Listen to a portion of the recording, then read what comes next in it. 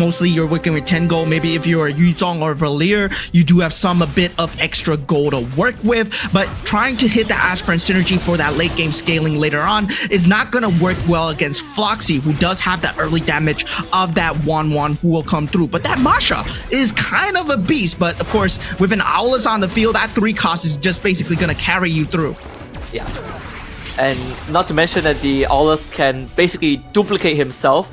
So the number difference definitely doesn't favor Oppo, but it's fine, right? That Loi guarantees you that Masha, so he's guaranteed 2 stars Masha if he does wish to go down that route. We did talk about the Shadow Cell Bruiser being an option, and he already has that line going for him if he does wish to commit.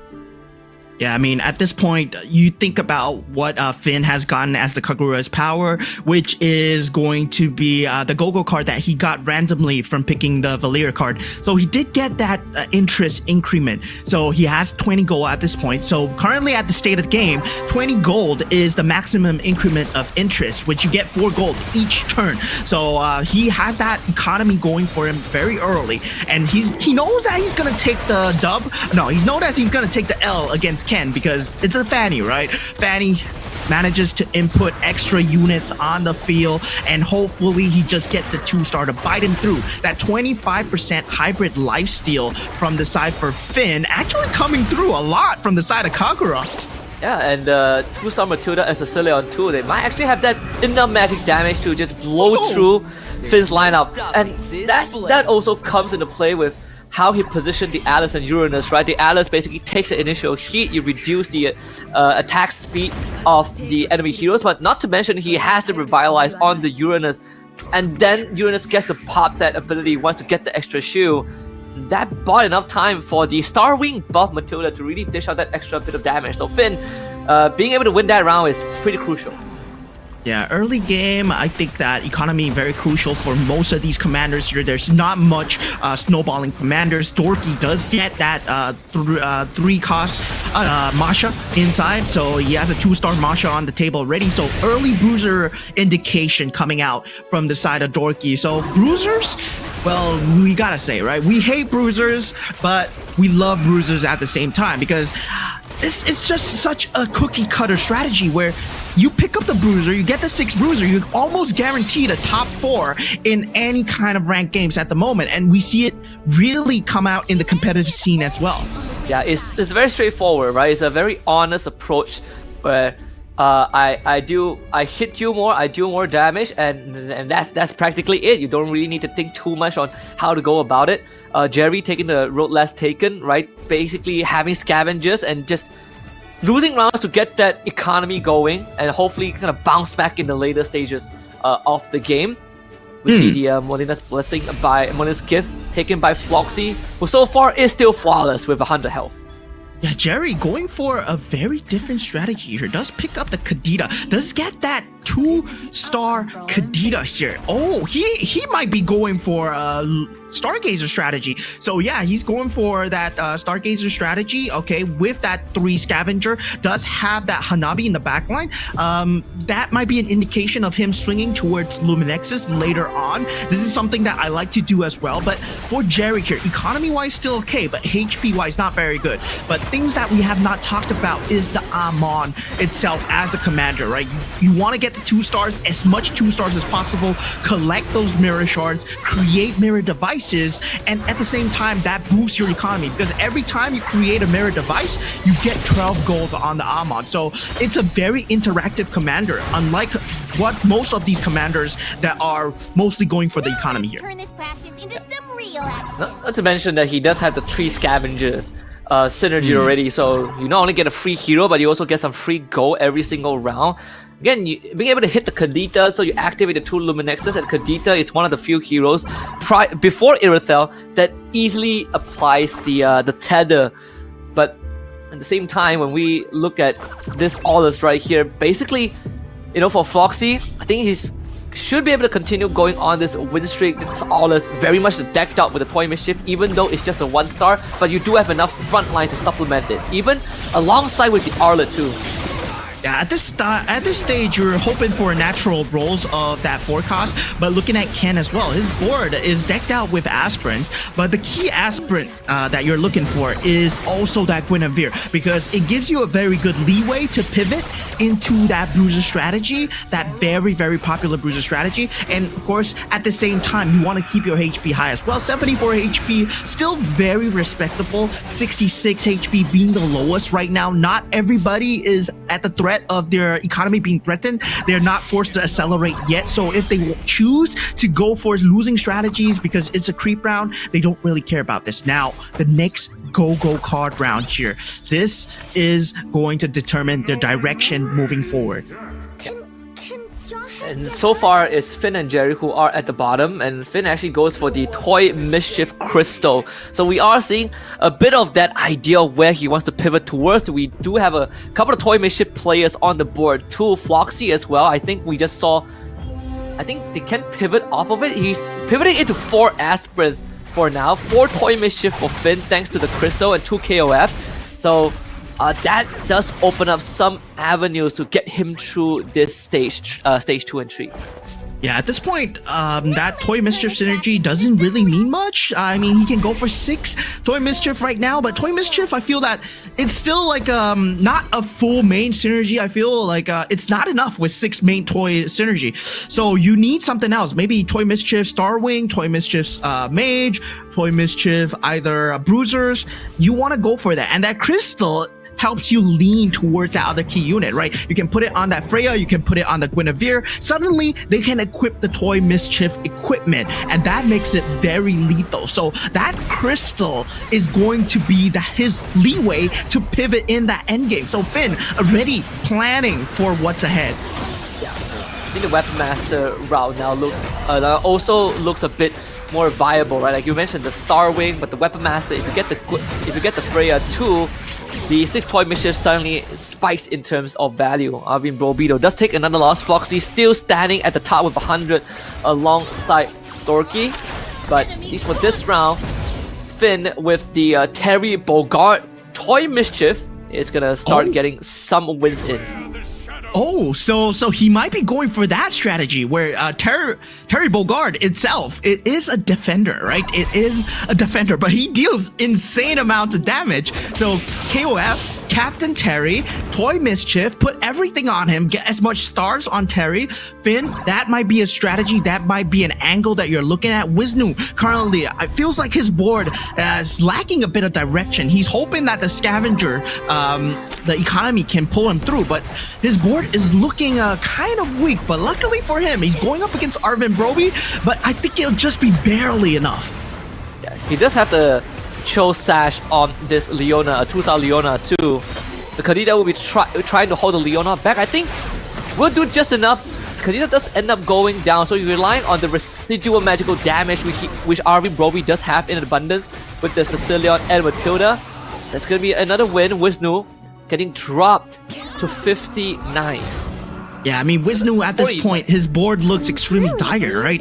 Not a lot of direction to go for. Still no synergy to speak of. At this point, people are having 6 to 4 synergies, and before that second carousel is even underway, that 6 synergy is so much needed to carry on the win streak. Especially if you're in low HP, you are struggling to find those directions. And looking at the other players' boards is so important because you need to see the gap in strategy that you can go for, what's available with the rest of the board, but at the same time, what's provided to you in the shop. And one of it was that you just brought up earlier on, right? Was the Terry Bogart. Very open right now. There's not, I don't remember seeing any contest on the Terry Bogart. And now with Finn leaning into it, it's almost a guarantee that he's gonna be able to hit that 2-star pretty quickly. This 1-star Terry Bogart is literally wiping the floor, and that's gonna end that win streak for Dorky, finally delivering the first loss to the 6th Shadow Cell build. Yeah, I mean, Shadow Cell right now, it's still like very goal dependent, right? If you're waiting for that show, hopefully get a treasure vault, something to help you with the economy. But going in the carousel, there is a Guinevere +1 cap available as well. Guinevere is still open for the taking. Edith being taken up by Wisnu here. Dominant ice from Oppo. So most of them just going for the items. That Guinevere not being taken. So Floxy does get it. Floxy, we know that he's going for that bruiser build. So yeah, Floxy looking like, yeah, he's kind of set for that mid game, for that next stage, towards that next carousel. But at the same time, Finn's strategy is starting to pull through. He has that 6 toy mischief synergy.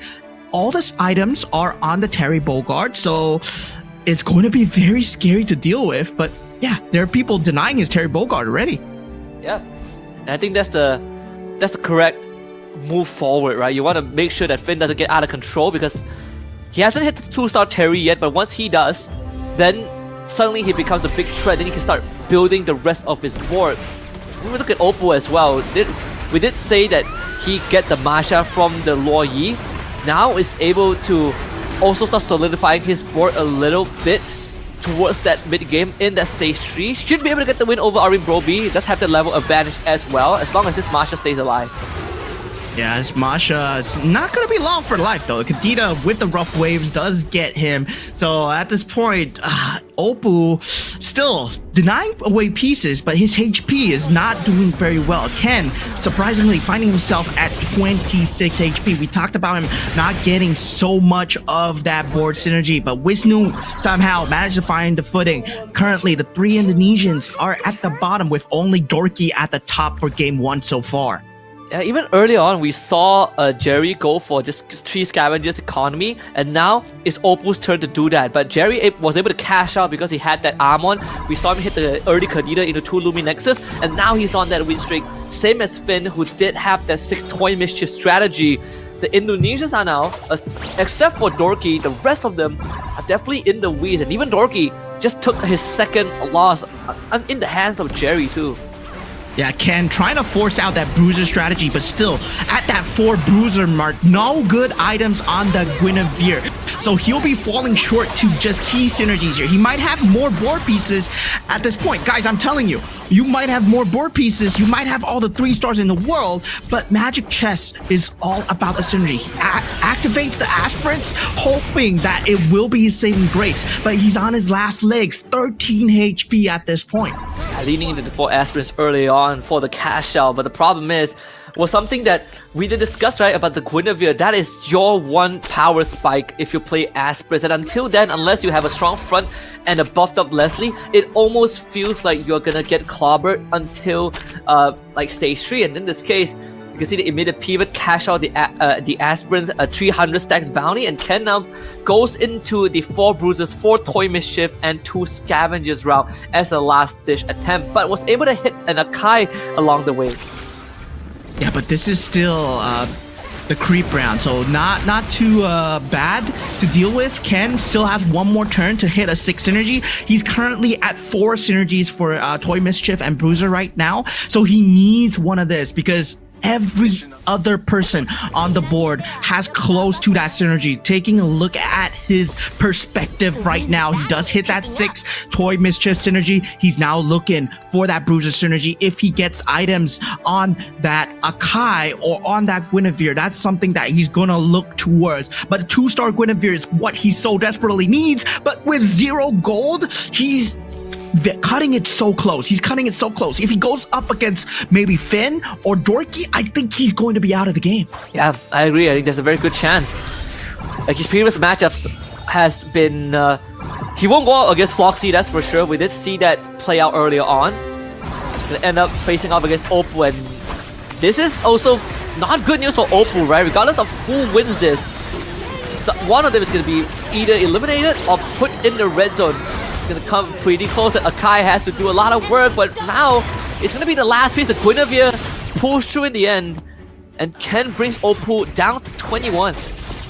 the thing is, the Guinevere is a very highly contested piece right now. Wisnu with that 2-star Guinevere itself. So I believe there are only 19 pieces of Guinevere in that entire pool. So thinking about it, you need so many Guineveres to make a 3-star Guinevere. So yeah, so you need a lot of them. You need 9 Guineveres to make it. So only 2 players will be able to get it. And at the same time, there are other players who are going for it as well. He does find one, but at the same time, it's not enough. He does not have the economy to go for it. He's gonna basically pivot all of his items onto the Iori instead. The more kicks you get, the Akai should be able to get at least one heavy spin off. But the Iori now becomes the focal point, even puts the Toy Mischief crystal on him. And this could be his way out. This could be what Ken needs to survive until the next item round, the next carousel. Against Floxy, who does have that 2-star Guinevere. So the winter. We're hoping... Yeah, the Winter Crown does come in clutch, but not enough. The Iori is carrying him through with that Dominant Ice.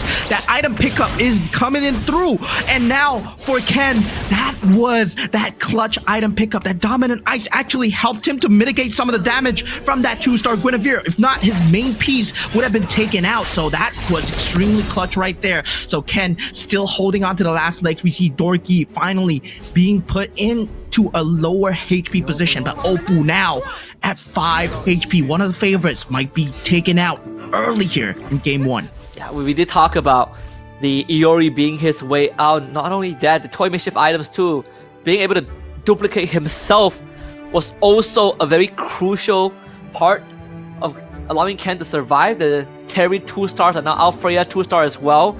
So Finn finally hitting that stride a little bit. Took a bit longer than intended. The Irrital Essence Core on the Hanabi. Now, Oppo has a very important decision to make, right? Who do you turn into an Essence Core? Yeah, I mean, at this point, he does have a good Marksman Metro Zero board, but Marksman standalone with Metro Zero at 6 synergy is not gonna be enough to deal the damage. And yeah, he does need something to supplement it, like a Mage synergy or a Stargazer synergy or the Luminexus synergy. But currently, yeah, not doing too well. And Oppo will be the first person to get taken out. 6 Marksman couldn't find the second synergy to complement. And good try to him, but well, 8th place for the first game. A rough start as well. I believe he got like first pick and got the Luo Yi, but unfortunately wasn't able to make it work. Ken dropped to 1 HP. Another carousel, the Iori on the board. Ken, if he wants to go for the Iori, yep, there it is. So, I mean, it's all or nothing, right? It's all or nothing. Yeah. 1 HP, it's you don't go for the +1 cap because you don't have the economy, and at the same time you go for the Iori in case you need to sell it and get the Guinevere. So he's kind of against the wall right now. It's against the ropes. It's going to be very tough for him. And looking at the other strategies coming through, we do have the Toy Mischief being very favored in the game 1 here. A lot of players going for Toy Mischief, but only 2 players for crystals, mind you. But he does find that Iori, so he has that 2-star Iori. Does he put the Toy Mischief crystal on the Iori or the Guinevere here? I think you put it on Iori, right? Like, it's too good to pass should. on. Just make 2 Ioris, give him the Dom Eyes. He doesn't need the damaged items, necessarily. But it seems like Ken decides against it. But I mean, a 2-star Iori, as long as you don't, roundhouse a Winter Crown target, it should be good. Let's see though. Jerry has a 3-star Kadita, so the Iori might not be enough if the Kadita just blows up the whole board. Yeah, that Stargazer build really coming through, but he's not full Lumi Nexus yet, so that minus defense is not enough to shred. So the rough waves, it's enough so far. The roundhouse not enough. Way of the Dragon doesn't come through in time, and Ken gets taken out by Jerry just by a slight sliver of timing. He still had the Winter Crown though, so Jerry, his build is really starting to pull through. 33k damage on that 3-star Kadita. Oh man, Kadita. Yeah, it's the piece Amon that we never saw coming, right? It's the Amon pulling through as well, right? You did say hit as much 2-stars as possible. You get the mirror device and accelerated his 3-star forecast, Kadita. And now, a quick reminder: it's time for you to scan that QR code and have a chance to win 300 phones and 1 grand prize.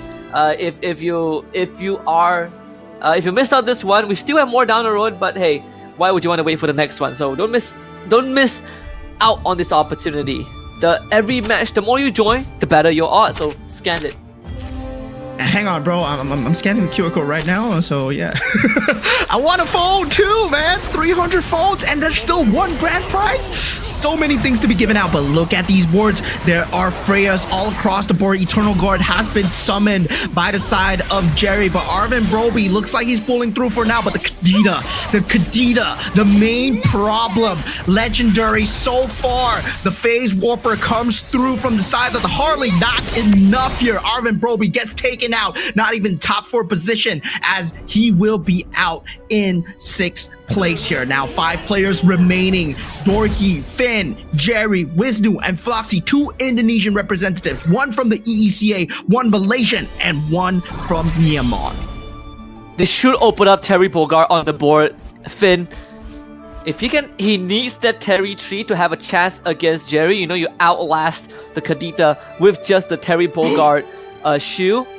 Almost a 3-star Gwyn there, as Finn wants everyone else. Floxy, he probably has 1 more round in the bag to get that, and this is a good buffer, right? You get an item, get some items, some economy, and that next round is gonna determine whether Floxy goes further. Yeah, I mean, Finn at this point, it's he's been doing the dirty work. He's always does this, where he spots out someone getting close to a 2-star, someone getting close to a 9-star. He's playing the game on a different level, I believe. And yeah, he does the denying of the pieces as well. Very advanced strategies that we see coming out from him. Now we are taking a look at Wisnu going for it here on that Cho, on that Iori himself. But of course, going for that Starwing Stargazer strategy beyond the clouds as well. Is currently at 76 Thunderstones. Oh, Wisnu. I think Wisnu should be able to survive this round because he's 1 away from a 3-star Saber. Yeah. Now, the biggest threat is definitely Jerry. Floxy, 3-star Guinevere was able to get it because of that buffer round. So this is going to be big. Floxy takes on Finn. Meanwhile, I think Finn still not at the 3-star Terry yet, and the Terry is not preoccupied thanks to the Iori. This should be a Floxy round because of the Guinevere. Yeah, the Guinevere alone is just a monster here. That 3-star Guinevere is just going to be carrying him. Look at the damage coming through, 3,000, bam, bam, bam. And this was the entire story of the group stages, right? Guinevere just going ham on everyone. And as of this current patch, Guinevere is still a monster. Floxy, he has that so far, but of course, it does lose out to the later game strategies if you get a 2-6 synergy. So he's looking for that KOF crystal. In that carousel round, if he gets a hand of the KOF crystal, gets a Captain Guinevere, that's when things start to change. Yeah, that's a Saber 3-2 for Wisnu. That was the last Saber in the pool. Jerry was contesting it, but obviously Jerry is going to miss out. Iori 2-star for Finn. Even just now, we saw him go up against Floxy's 3-star Gwyn. It did come down to just the Gwyn being the sole survivor, right? Like that Terry Bogard 2-star was still a massive problem, and you can see even in the hero library, no one is contesting Terry, but I don't think Finn has enough economy to roll for that 3-star. There's only one of that piece on the board of Floxy, so it's gonna be quite a journey for Finn. He has to survive Wisdom now. Yeah, I mean, there are only 14. My bad. It was not 19. 14 pieces. So you need 9. And yeah, 9. 14 minus 9. You're gonna have enough. But look at that. That two synergies coming out from the side of Jerry. That's enough, right? The Luminex's Stargazer with the Kadita taking out Floxy. The 3-star Guinevere is not the end all, guys. It is the most meta strat, but at the same time, as we said before, and we'll say it again, MCGG is all about the synergies. If you can make your board work, 2 6-star synergies go way ahead of that 3-star. Of course, he did have the 3-star Kadita, but at the same time, it's really the 2 synergies that really shredded the Guinevere down. Oh yeah. So there's a 3-star Arlet. Oh. The whole board basically wiped out. This is only from Dorky. I mean, the Shadow Cell. He's missing by 1 piece. He doesn't have the 6 Shadow Cells. Oh no, the Arla carry without the hybrid lifesteal. I mean, it's still gonna deal decent damage, but that rough waves timing is going to be so important for him. But now No, Jerry's mirror. Look back! Look back! What are we looking at? Dorky's been taken out! Oh man, Dorky got taken out. So yeah, we saw Dorky not being enough. Rough waves timing, I believe, came through from Jerry. Now Jerry and Wisnu.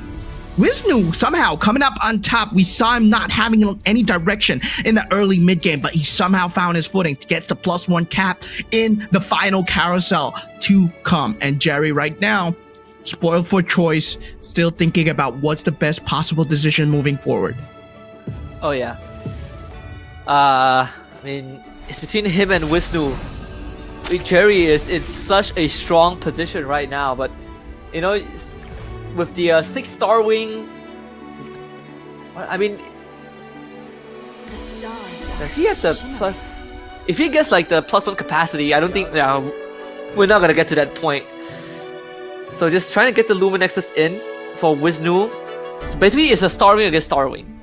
Yeah, but the difference is the Beyond the Cloud synergy scaling coming through and the number of synergies coming out from Wisnu. He has a Luminexus minus defense, Swift Blade penetration, and also 94 Thunderstones that he managed to plant on that Saber. So that Saber is gonna shred with that Chosash. Oh yeah. See, this is the final showdown. Saber right in the middle too, straight to the back. Oh no. Does activate the face warper from the Hardy, so there's a bit of distraction there, but Saber is just cleaning up house. It really isn't much. It's down to the Kadita into the Saber, but the rough wave timing is off. Jerry down to his last legs.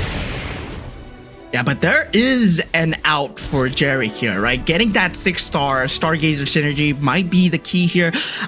He was looking for that Molina's gift, aka the Feline Blade, the itemization to somewhat control the Saber. He couldn't find it, and right now he's against the ropes. So yeah, Jerry's scratching his head. I think that's gonna be his last round here. He does get 2-star Kadita on Wisnu, but looking at his board, looking at the items, he couldn't find the itemization that he needs. The Winter Crown is not enough on the side of Kadita. He needs something else to kind of supplement the damage in the front line. The taunt item, something like the lines of the Feline Blade, couldn't find the pieces in time. Yeah, but still, very commendable effort from Jerry. Again, the approach, he took the road less taken, but you know, finishing top 2 at 7 points for him. Of course, 8 for Wisnu as he claims the first round, putting himself one step closer to that trophy. And Cho is a late game monster, right? He racks up the economy, he racks up the gold extremely monstrously in that early game. Of course, you do get the lose streaks, but Wisnu, congrats on game 1. Indonesia going up on top with 8 points so far. And of course, we need to talk about 18 points needed to become the champion candidate by game 4. Yeah, again, the minimum rounds required for a player to hit that condition is by the end of game 3. So, you know, if this continues, there's a good chance that Wisnu just lifts the trophy by the end of game 4. And it's a very scary thought, right? This game 1 definitely has gone down a bit of a unexpected route. I mean, Jerry coming in swinging, Floxy as well, really turning up the heat. Oppo, one of the favorites, even in terms of the other Indonesian reps, they look at Oppo as one of the toughest contenders, not having too hard of a game 1, finishing last place. Yeah, it looks like the board was favoring a lot of Star Wing synergy as well. So it turns out that the Saber 3-star, the Kadita 3-star, they were monsters in the field. And Guinevere 3-star was not enough to carry a lot of players out as well. We saw the Guinevere 3-star being a monster in the group and semi-stages. But of course, with the new patch coming in, the Metro Zero has been nerfed from 810 to 911. So 11 synergy is extremely hard, especially if you're not a fanny, if you're not someone who has a lot of economy. But going into the next draft stage, the last player gets to pick the commander first. Yeah, and of course, we want to remind you guys right now to scan this QR code because 300 of you lucky souls will be able to win phones, literal phones for yourself. And of course, one grand prize winner will also receive an M7 Championship team signed jersey and an offline meet and greet opportunity. The more times you scan throughout the show, the higher your odds of being part of that winning group. So make sure to do your due diligence and scan that code. And it's not the same QR code each time, guys. So you don't want to scan that multiple times. You want to keep watching and scan the QR code multiple times. Yeah, you want to look out for QR codes appearing. At the same time, we're watching Magic Chess. You got to multitask just like in Magic Chess, right? Just like how Finn is like telling other players, wow, this guy's got a 2-star. Watch out, he's going to get a 3-star soon. You got to do the same as well. So practice your multitasking here and scan the QR codes. Finn is like, if I can't win this, I want to make sure that I make everyone's life hard. I turn everyone against each other. But of course, some of the highlights from this game number 1, courtesy of Wisnu, with basically, staying in the middle of the board. He is one of the few that got that early soul vessel into the scavenger. Takes a bit of the beating in the mid game, but was able to come through with the star wing that most people didn't pay attention to. Disgusting, man. I mean, Wisnu at that start, he's not having a good start at all. This goes to show, right? What is this Cho all about? Because in the starting of MCGG, Cho was the highly favored pick. He was MCGG's favorite child because he's all about the gold. He's all about racking up the economy. Even with the wins and the lose streaks, he still gets the gold cap increase no matter what. He still gets that maximum interest. And Wisnu making full use of the gold, finding the cracks. As we said, he needs to go for something that no one else is going for, and he managed to find that Saber 3-star. And with that Luminexus and Beyond the Clouds, he managed to find the scaling to pull him through against Jerry as well. Yeah. And Saber definitely a lot more reliable in terms of that control when it comes down to having to deal with heroes that can go invulnerable. Having a fixed crowd control from that Saber definitely does make all the difference. And Wisnu, so that fist pump in the air, that is the match for game 1, the match overview as well, just to give everyone a quick recap of how this game went down. Of course, we saw the all-in from Dorky, but man, really just missing out that one shadow cell at the very end. That could have really made all the difference. Yeah, I mean, top 3 finish, I still think it's not too bad from him, losing to Jerry's very, very stacked board of a 9-piece with a 3-star Kadita, 2 synergies coming out with that Starwing Stargazer. Beyond the Clouds couldn't fully come into fruition. He couldn't find the scaling in time. That Thunderstone on the Kadita, yes, that's good, but you want to remove that retry item, right? That retry item is not something that you want to keep in that late game on your 3-star piece. And also a huge shout out to Finn as well, because at the start we thought, oh, that Terry Bogard, but he was so roughly denied by TTS Floxy, who does manage to get that Terry Bogard as well. Everyone else feels like was trying to deny Finn his opportunity to get that 3-star Terry Bogard. Yeah. I mean, even when we check in on Oppo's Go-Go card, you can see the direction that he's trying to hit into, right? He realized that he's not having the early to mid-game phase that he was, expecting with the Masha. He goes into full throttle to try and accelerate his leveling, but in the end, it didn't really work out. But from Wisnu's side, he has fully loaded, he has reinforcement, he has the right cards, but not only that, the fully loaded basically was a game changer, right? It's like a free buff on top of the 6-star ring that he already has. So just dump everything onto the Saber and watch the enemy pieces disappear.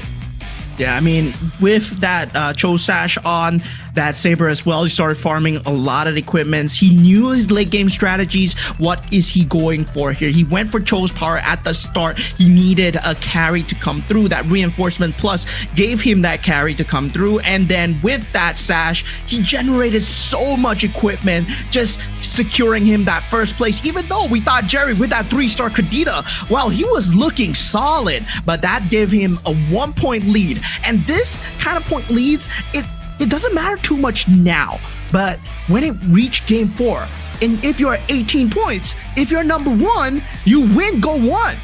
Yeah. And it's a cliche saying of it's not how you start, it's how you finish. So for the rest of the players, even on the second half of the leaderboard, the stakes isn't as high just yet, right? Because the goal right now is to reach 18 points or make it to game 6, Either way, there is a fair chance for everyone to win. Just a slightly tougher road for the players who start off on the rough side of the grand finals.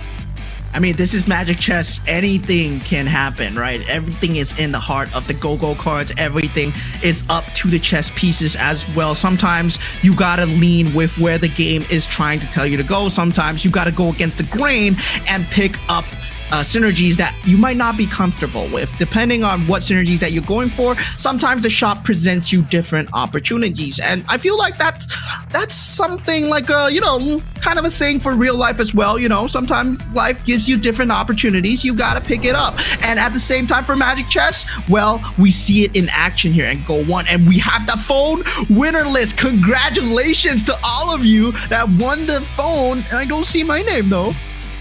Just like that? Is that easy? I was like, man, you guys are missing out if you didn't scan that QR code. I honestly thought there's more process to it, but apparently not. Is that easy? Scan the QR code, win a prize. Oh boy. Alright, I mean, if you guys have missed out on the first 2 QR codes, there's more to come, but make sure that you do your due diligence, because hey, it's not that hard to be a winner after all.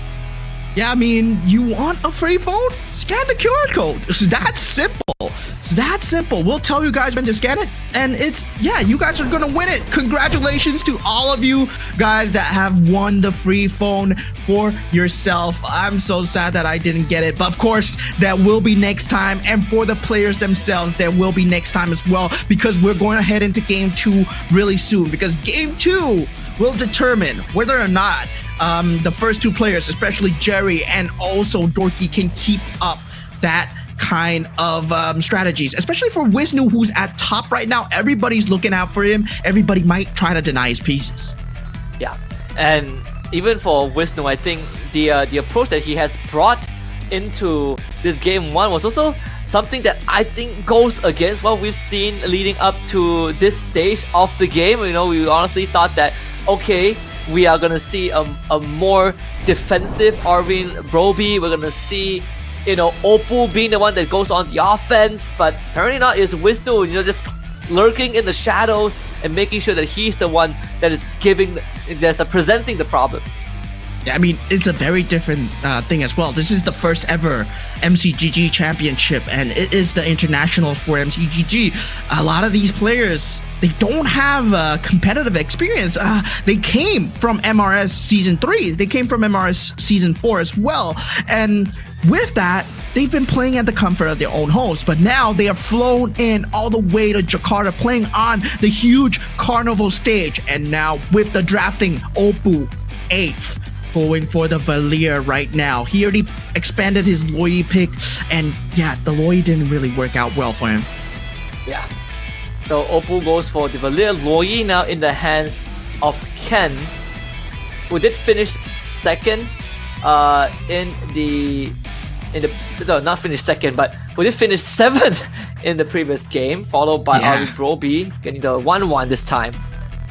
Yeah, so far, Arvin Broby feels like he's going for much more of an aggressive strategy, and it pays to have an aggressive player in your lobby because it accelerates the pace of the game even faster. It forces no kind of late game strategies. That's why we didn't see much synergies coming out. We didn't see much 3-stars coming out because there were people accelerating the game, right? We saw the Shadow Cell. We saw the Arlet coming out from the side of Dorky as well, and that was something that we want to see more of, whether or not the early game strategies are going to come through. Now Floxy picking up that Fanny, and Finn going for that Gushin.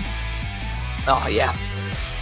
So Finn, now we've seen how he played that first game, where it essentially is all about getting that crystal, right? He was able to get the toy mission crystal, and now with the Gushin, it allows him to basically do the same thing, and with low risk too. Cho for Dorky, you did say it's a late game monster, great economy, and the Karina now pops out for Jerry, as once more Jerry playing true to his own style. Karina? Wow, this is a very different pick from what I was expecting. Jerry pulling out all the stops here, and the Popo and Koopa as well coming out from Wisnu. Man. These are cheese strategies coming through. With these commanders, Popo and Koopa, you do set up a copy trap. So you are hoping that your opponents are playing the strategies that you're hoping for, because you actually copy their units and it's outside of the pool. So you get a chance to form another kind of competitive synergy against their own. You can even copy and mirror your strategies, especially if you're playing two mirror strategies. Oh yeah. And I think, you know, overall it's gonna be an interesting one, because even when we saw before the grand finals, Popo and Koopa has been used by a couple of players out there, especially, you know, I think Finn used it as well, but I remember ever since the semis, Popo and Koopa suddenly shot up in popularity because of the interesting ways that you can approach the game while also hitting your own piece. Yeah, I mean, at the same time, we saw Popo and Koopa just going extremely ham in the ranked servers as well.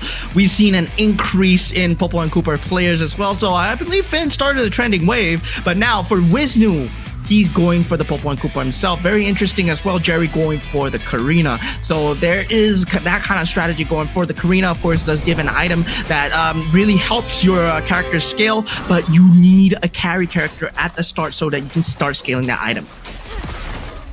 Let's head into game number 2.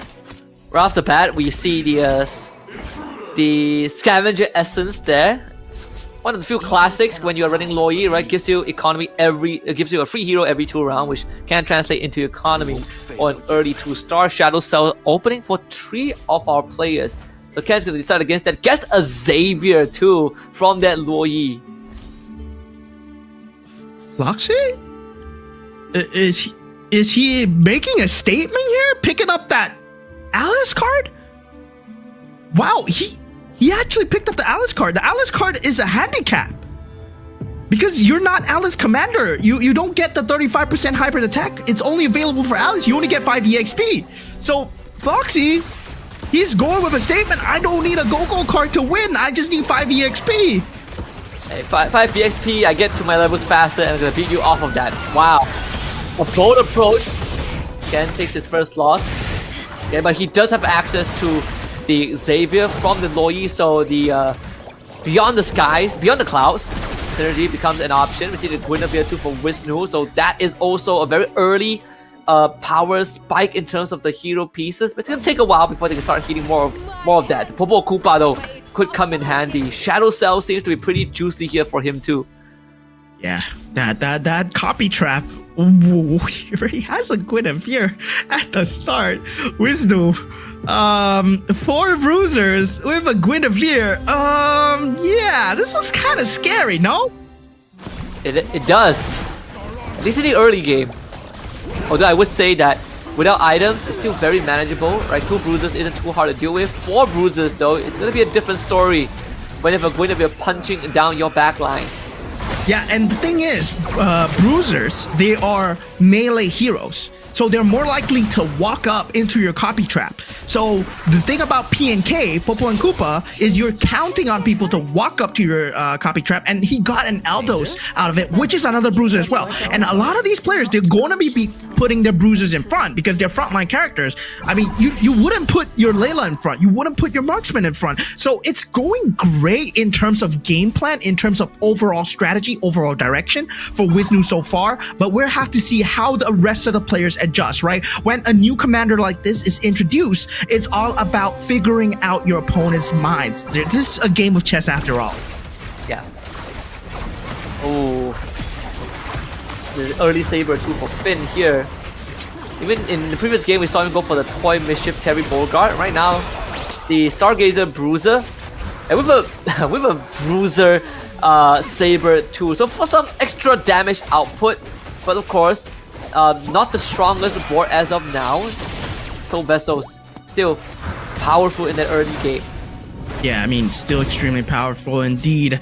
Oppo, at this point, having a much better start. I feel that his direction is way better right now compared to the previous game where he was stuck with a lot of 1-star units. But of course, still second last when it comes to this kind of carousel. But having that Valir, not having the best kind of Go-Go card to work with. Arvin Broby already starting with that Kadida. Does anyone pick up the K here? Does go to the hands of Dorky. So both the 2 4-cost units have been taken up. Wisnu picking up that Holy Crystal. And a lot of the players, they mentioned that the Guinevere combined with that holy crystal, it becomes a monster. So, is Wisnu a monster right now?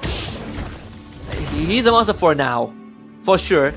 I mean, it's just the super magic. It gives you extra damage, but not only that, the healing as well. That's what creates the headache, right? Because you ramp up so fast with the bruiser synergy. You have the Glory League blessing. It's also one of the few synergies, sub synergies that we haven't seen activated as much. Would have loved to get that bruiser, but hey, at least he still had 2 bruisers going for him.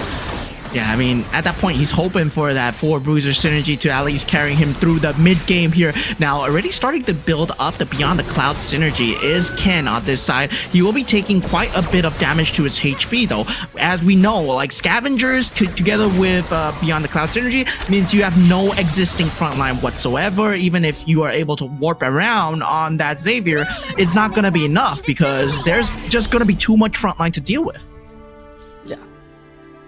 Now we're getting into the stage 2, 2, 2, 3, so those level 6 should be already in order. I just say Floxy, they have the 5 XP advantage.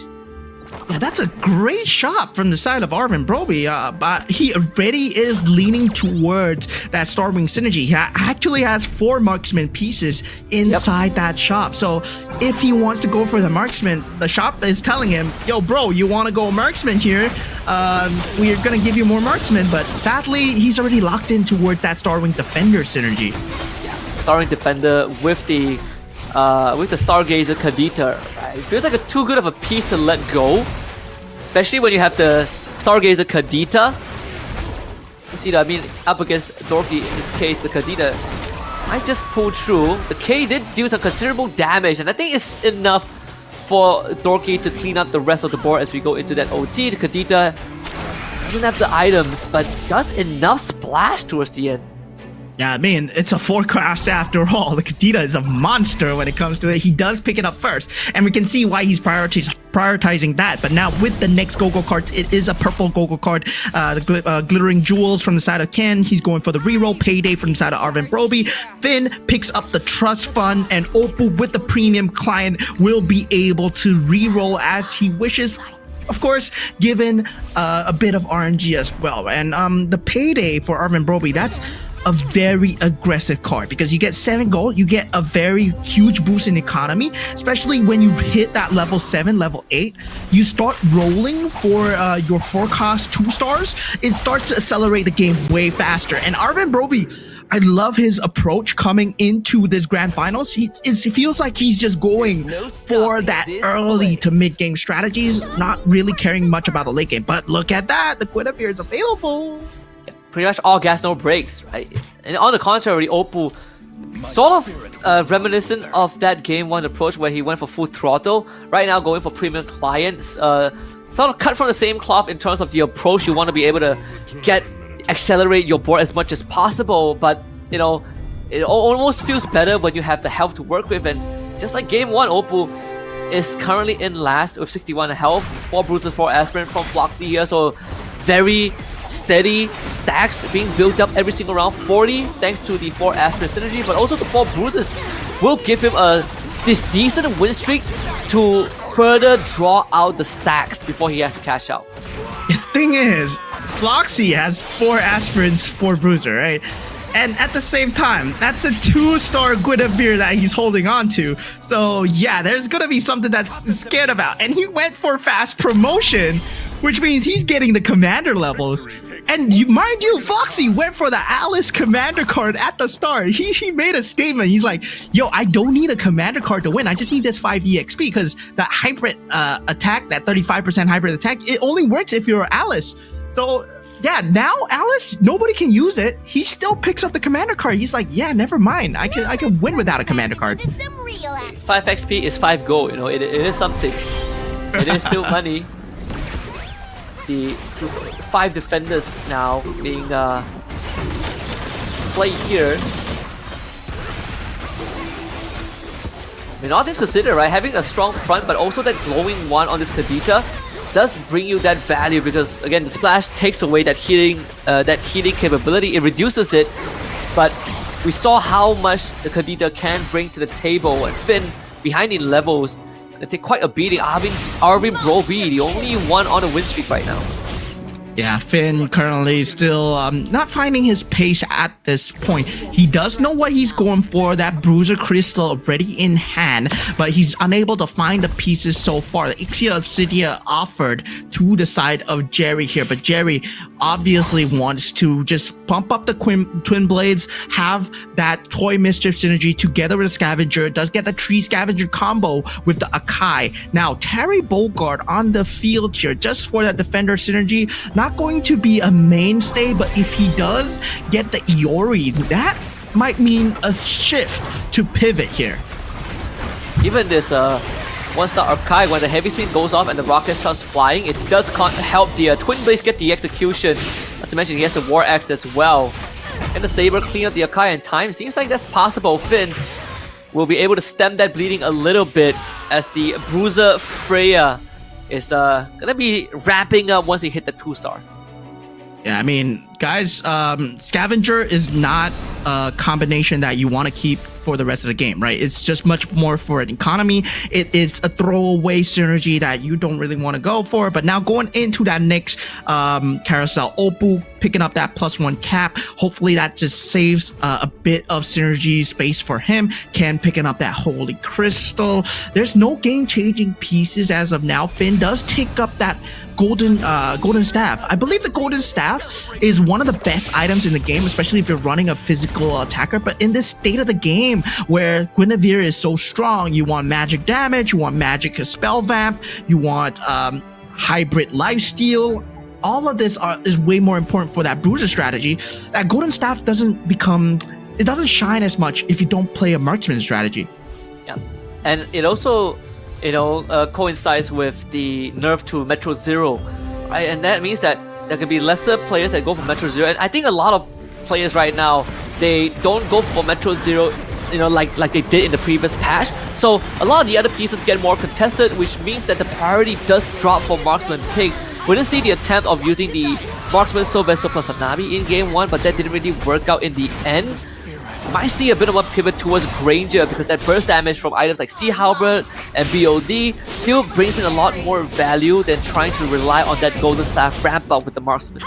Yeah, guys, this is still anybody's game. There's no one here with a winning endgame strategy yet. And the next Gogo card is, of course, a blue Gogo card. So that means that there is that flowing water available. I mean, you can get your HP back. You can also get that shield card. You can hold it for that 20 extra health. So Oppo, he's not out of the woods yet, but at the same time, he's not doing too bad either. So he does have that Scavenger, but he doesn't have any kind of force synergy going for him. Is he going for Metro Zero? I guess he could be. Just have to eat him. Right. Feels like he's going for the Metro Zero. Yeah, feels like he is. Oh, 28 health though. He needs to start winning rounds. That's the worrying part. Doesn't have the damage item on this Granger, so it's gonna be all in on this Edith, and hopefully this Edith is gonna be able to get him through. But man, this claw is really quite a problem. Does end up standing in front of the Edith. The Granger shot got blocked by the Akai, but was able to take out the claw either way. This is going to be very close, but sadly, Dorky's Granger pulls through. Yeah, the synergies are just not adding up for Oppo at this point. Going into the next creep round, he does have that Ixia to activate that Marksman and Metro Zero synergy if he wishes to go for it. Now he does pick up that HP that I was talking about, the Healing Fountain, 3 Commander HP each round. It is kind of a saving grace, especially in the later stages of the game when you see that blue card. A lot of them going for the Healing Fountains, Ken and Floxy as well. And Glittering Jewels will be the choice for the players with a lot of HP. Finn actually going for more mana regeneration as well, so leading into the Star Wing, but also making sure that this Freya can continuously pop off. Does have the Golden Staff to purify, to prevent any sort of crowd control, but on top of that, having the Bruiser synergy, and if the Freya can continuously cast her ultimate, she can eventually destroy the entire board. So you start to see some of the lines come out from these players. The Arla going to be abandoned, and now it's time to roll for a couple of 5 costs here. Oppo has that Vexana. but I still don't see the angle. He just rolled past a lot of them. Is he going for Luminexus? Stargazer? Marksman? Metro Zero. There we go. It's Metro Zero. That's the combination that he was going for. But yeah, he picked up the Ixia a bit too late, and now he does not have that full marksman synergy. It's 8 Metro Zero with 5 marksman. He needs 9 Metro Zero with 6 marksmen at the minimum to start kind of mounting his comeback. Yeah, he's missing out on one of it, sadly. But it should be, I want to say it should be enough, but he just does not have that. No, it's not. That front line, yeah, it's just not enough there. Wisnu is gonna just land Eternal Guard onto Oppo, bring him down to 6. Yeah, I know best because I'm a Metro Zero player myself, and when I see this, I'm like, oh man, you're missing one. You are missing one, man. But you guys don't miss out here. The QR code is available right now on the screen. Scan the QR code. You saw how easy it was for your fellow MCGG players to get their free phones. Of course, scan the QR code. No cost, no bet required. And you scan it, MCGG will lead you there. They will give you the free phone if you're lucky enough, or the grand prize. Oh, good stuff from Oppo. He brings in the Soul Vessel synergy to activate the Dijang, and then Dijang takes the highest synergy and adds 1 to it. So now he hits the 6 marksman, gets a 2-star Hanabi. Let's see if this is going to be enough. All the items are going to be on the clock. 8 Metro Zero. This is Oppo's last ditch attempt to stay in the game, and it's going to be up against Fizz, the Blazing Duet, to the back line. He's going to decimate it, but the crucial piece is still the Saber right there. One last Blazing Duet. The Purify can't save him. Oppo gets knocked out and last again. Yeah, Oppo not having a great start at all. That 8 Metro Zero, if it were the previous patch, it would be enough. But now looking at another Metro Zero build coming here, it's a 9 Metro Zero build coming in from the side of Dorky. That does give you a bit more, right? That 9 unlocks a hybrid lifesteal, I believe. And yeah, so 11 unlocks a hybrid lifesteal. So 9 unlocks hybrid defense. So yeah, that gives a lot more stats. So he does need that 11 to fully make it work. He still is keeping the scavenger synergy, which I don't really like here at this stage because he's currently sitting on 25 HP. It's never enough. Oppo hands on his head after that loss. Arvin Broby is now sitting at the top in terms of the health. He did establish that, you know, he's all gas, no brakes this game. This 2-star Gradient, 2-star Archive. The big difference maker for Dorky, the K was able to make it to the back line, but doesn't have the damage. This Iori, and he gets that one more roundhouse off, takes out the Granger, and is now the Akai against the Guinevere. Yeah, I mean, in my experience, Akai does not win Guinevere. So yeah, Floxy does get the better of him so far, but he's been stuck at this 2-star Guinevere for a very long time. So he feels like it is capped out. There are 2 Irithels and a Benedetta on the field. A +1 capacity will be that priority. And Floxy, surprisingly going for that KOF crystal, has something in mind. I think he's trying to make a Captain Guinevere at this point. So that Captain Guinevere, if he does get that 6 KOF synergy, it is going to pull through for him. I think it most likely is the Captain Guinevere. 2-star Iori now on the board here. For Dorky. 11. 11? Yeah, it's 11 Metro Zero. Yeah, 11 Metro Zero. So hybrid lifesteal unlocked, but 11 Metro Zero with nothing else? That's kind of tough, right? He's still keeping the scavenger synergy. Yeah, I don't think it's gonna be doing good because this Iori, like, you know, Iori is crazy, yes, but Iori's only crazy because he gets that 6 bruiser buff that gives him a double attack. So will this be enough? Will this new Metro Zero build coming out be enough here? And it really comes down to how much space they can buy for this Ranger too, up against Jerry, who has the Karina, the Twin Blades. Was it on the Iori? No, it's on the Barrage. His Iori just found the Granger in the back, so Prox to win the crown, buys a bit of time. This Iori has to go as Dorky's Iori comes to the rescue and bails him out of the situation. Yeah, very lucky placement there. You see the placement coming out from Jerry could have ended it if there was a mirror placement coming out. If it was the Iori versus Iori, the Bruiser Iori wins the Metro Zero Iori because of the itemizations and also the sash as well. But now Floxy does get that. Oh, okay. So they made it so that you can actually get the hybrid lifesteal. So okay, he does get that card benefit. So he wasn't going to Alice for show. But at the same time, well, that 6 KOF synergy is finally underway here. 6 KOF, 6 Bruiser, Captain Guinevere. Let's see what it can do. Yeah, just needs maybe like a Chris or something. Just one more KOF would do the job. Sitting at 5 KOF, so again, one piece off. Floxy is going to be fully relying on this Guinevere, but does have a lot of, lifesteal and spell ban, right? The Heart's Claw, the Ice Cream Squad has the Purify to prevent any sort of the crowd control. The 6 Bruisers definitely a big boon. Can easily allow Floxy to chew through all of these front lines who don't really have the durability to stand up and sustain against this Gwyn. Oh, and the Baxia into Edith. Oh, so close! Yeah, the slight range coming out from the Edith, a slight placement error coming out, and that was Floxy being taken out. Couldn't get that 6 KOF in time.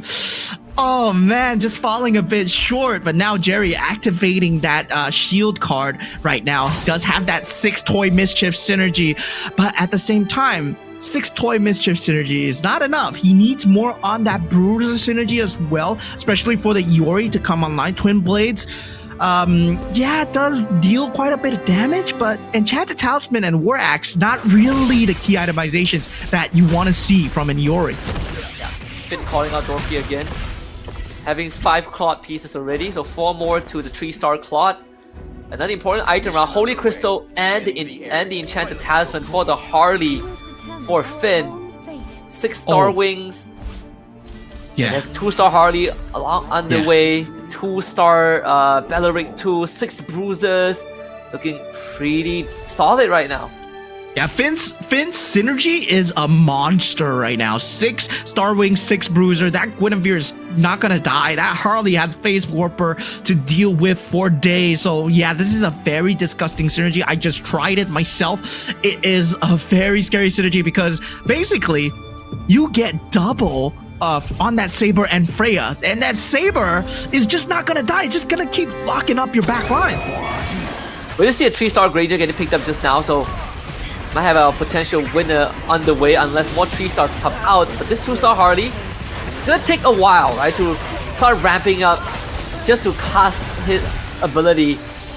So his frontline can't really survive, then Finn won't have the space to do the damage. Ken takes him out with a flat 20. And Finn finishes in 6th place. Unlucky Finn. He couldn't find the itemizations. He had a monster synergy of a board, but Ken had the itemizations to make it work. The spell damage coming out from the side of the Kadita. I was just saying the Saber is going to lock up your back line, but it was all damage items on the Saber.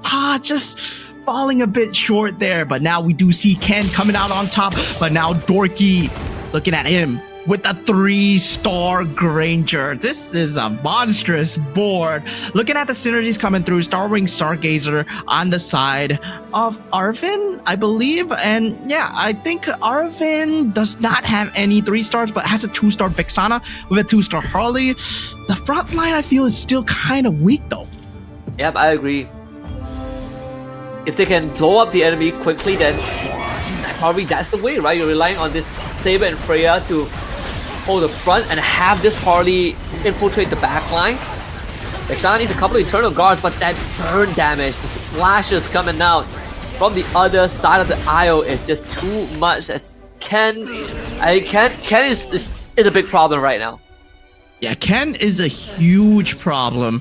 And yeah, we were saying that Arvin Broby's front line is just not enough. Now we see the Karina execution coming out as, we see Wisnu being taken out. Jerry finding a bit of footing here as he is now in top 4. Now, with the Irithel. Now, surprisingly, does not go for the 2-star Irithel. over here. I believe the 2-star Irito is kind of a priority, but he's going for that 3-star Valentina and still keeping that 20 gold interest for the side of Jerry here. Almost a 3-star saber for Arvin Broby. Ken with the call out there. I mean, Jerry again, another top 4 performance, right? This is solid stuff. That's a 3-star saber. Just enough economy for Arvin Broby. He's now going to be in such a strong position. Such a strong position right now, indeed, against a 3-star Granger. Does not get that jump into that back line, so the Granger is going to be able to deal pot shots towards that saber. So yeah, positioning error coming out. Arvin Broby not able to jump in towards that back lines, and now he receives a lot of damage for his troubles. Now 3 HP, still in the game. Jerry, that 20 shield saving him, keeping it at 18 as Ken has a complete monster of a board right now. Oh yeah. Now we're down again. Everyone to the last legs except for Ken, who is basically just chilling right now. He has a lot of... It's basically a bed of roses that he can lay on. And Arvin Broby gets an extra slot. Ken decides, takes the Mace Crystal. He does have the Kyoku Sanagi for himself too. Oh, I don't know how they're gonna stop him, honestly. And guys, here is the QR code once again. Get your free phones, but at the same time, watch the end here as the 3-star Vexana has been picked up, and this is going to be, and 3-star Valentina has been picked up from the side of Ken. So that means there's no 3-star for the other guy, man. Now 11 Metro Zero with a 3-star Valentina. He just needs one more mage symbol or one more capacity to put in a mage, and this board is looking 100% win rate. But currently right now, not 100%, but still, it's enough to decimate most. And now with those Metro Zeros going up against each other, it's a Granger versus the Valentina here. Good itemizations on both of them. They both have Winter Crown, but who procs it first? Yeah. And he also has, you know, a lot of health that he can work with. Valentina, not enough. Not for now. Dorky squeezes out a win. Yeah, Ken needs that one more mage symbol. Now Jerry gets taken out, so that actually opens up because Jerry was playing a mirror board to Ken's board. So now a lot of the pieces are available, but it's all about the economy now. Ken does not have the economy to work with. 4 gold, 10 gold on the side of Dorky, and Dorky is a Cho. Yes, he is going to have the economy. He has the interest, so he's slowly starting to rack it up. He wants to build towards that 3-star Granger to start dealing way more damage. And I wasn't a fan of Dorky keeping this 3-star Scavenger. He could have a much better build if he didn't keep the 3-star Scavenger and went for 4 Synergy Swiftblade. Yeah, he should have went for that. I agree. I think that the 4 Synergy would have made the difference, right? The hybrid penetration. 1-1 with the extra boost. The X-Borg now pops into action. Actually takes out the Edith in the back. That could have been everything, as the Granger again survives. Oh boy, I mean, Dorky having a field day right now as he takes out the mirror of Arvin Broby. Yeah, the key changer here is right now, does Dorky identify the weakness in his synergy where he is having that 3 scavengers still, and it's not doing much in terms of economy, especially as a 1v1. He can't keep it for the Lord round here, but after that, against Ken, he's gonna have to remove it and try and go for something else. But I think he's really valuing the Kadita and I mean the Carmilla right now. Yeah, I gonna buy him one more round, right? As we are at the creep round. So there is still some breathing room here, but this is where the items really comes into play. Golden Staff, Berserker's Fury, Feather to choose from. In fact, plenty of damage item options right there. One more. Looking for that Claude. Baraz comes through, but he needs the Claude. final roll down from both players here, securing both 3 stars, one with the 3-star Claude, one with the 3-star Barat. So yes, we have 3 stars on both sides. He does not choose to swap out his synergy, has 8 gold, still chooses to keep the Kadita in this board. There is a slight bit of tweaking that he can do, but right now with 7 seconds left on the clock, this will be the end game here. 1 versus 1, both from Indonesia, and the both will be able to secure at least 8 to 7 points. That's a lot of points, man. There is.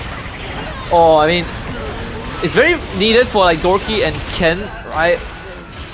This keeps it very competitive because in game 1, Jerry, Wisnu, they were off to a fantastic start. Now the front runners from game 1. I'm gonna lag behind a little bit as Ken takes the win this time. Yeah, Ken had a monster board. It could have been a slight contest if he picked up that 4 Swift Blade synergy to have that adaptive penetration, but with 7 seconds left on the clock, he chose to just go with that 3-star Claude, and Ken getting that first place for himself. Did have an extremely good start. Metro Zero just showing its head here. It might have been nerfed, it might have been taken out of the pool, but the competitive scene still makes it work as these players, they find a way to get the 11 Metro Zero, get the hybrid lifesteal through. And now, again, Indonesia having a hell of a start, right? Now 2 of their reps have gotten first place finish so far. Ken, Wisnu, so big 8 points. We did say the fastest any player can unlock the condition to win is gonna be by round 3. I think there is a chance for that to happen based on the current points so far. Yeah, we are approaching the round 3 very soon. Currently, Oppo not doing very well. He did expand the Loi, he did expand the Valir. Right now, he needs to look at other commanders right now. And for him, it feels like he knows the strategies that he's going for, but I feel like he's forcing it a bit too much. He did have a very nice board offered to him by the shop. He chose not to go with it, and sometimes when you choose to ignore the shop, the game doesn't help you out and give you the units that you need. Yeah, and for 2 games in a row, he has been really trying to all in to accelerate the game pace, but hasn't worked out in his favor.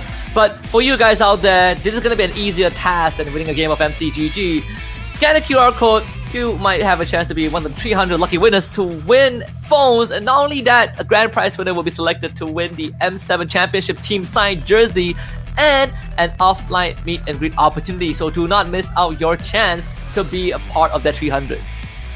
Yeah, man, I was hoping to win. I've been scanning the QR codes diligently. Maybe you'll see my name appearing out over there.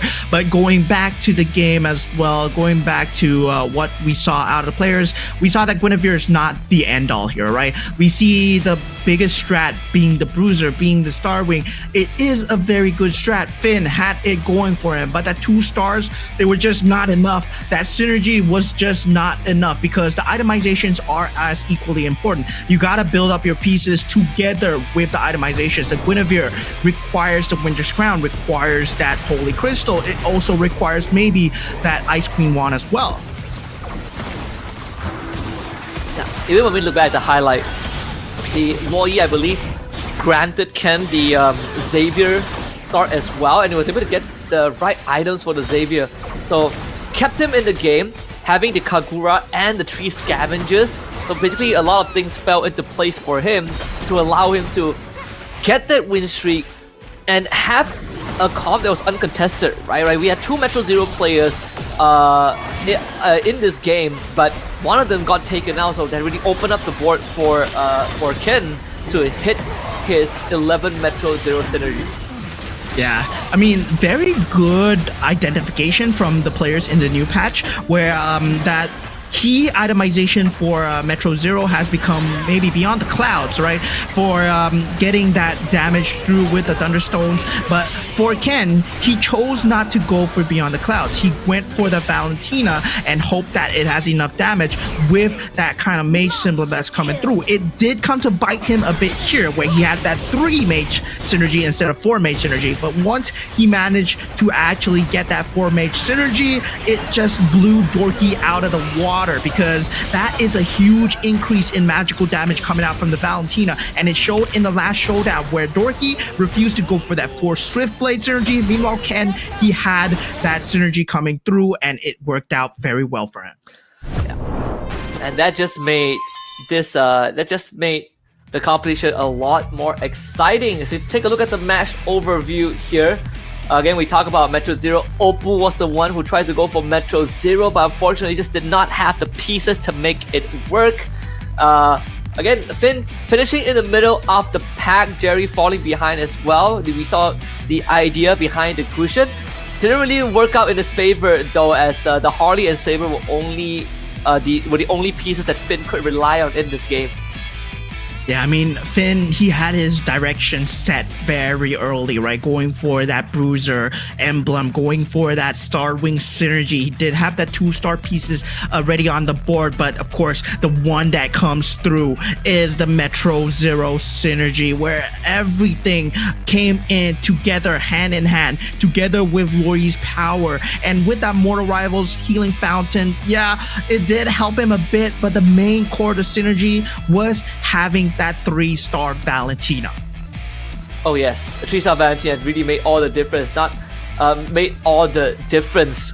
Again, Valentina, such a strong card right now, just because of the fact that you do so much damage and you can target multiple enemies at a single time.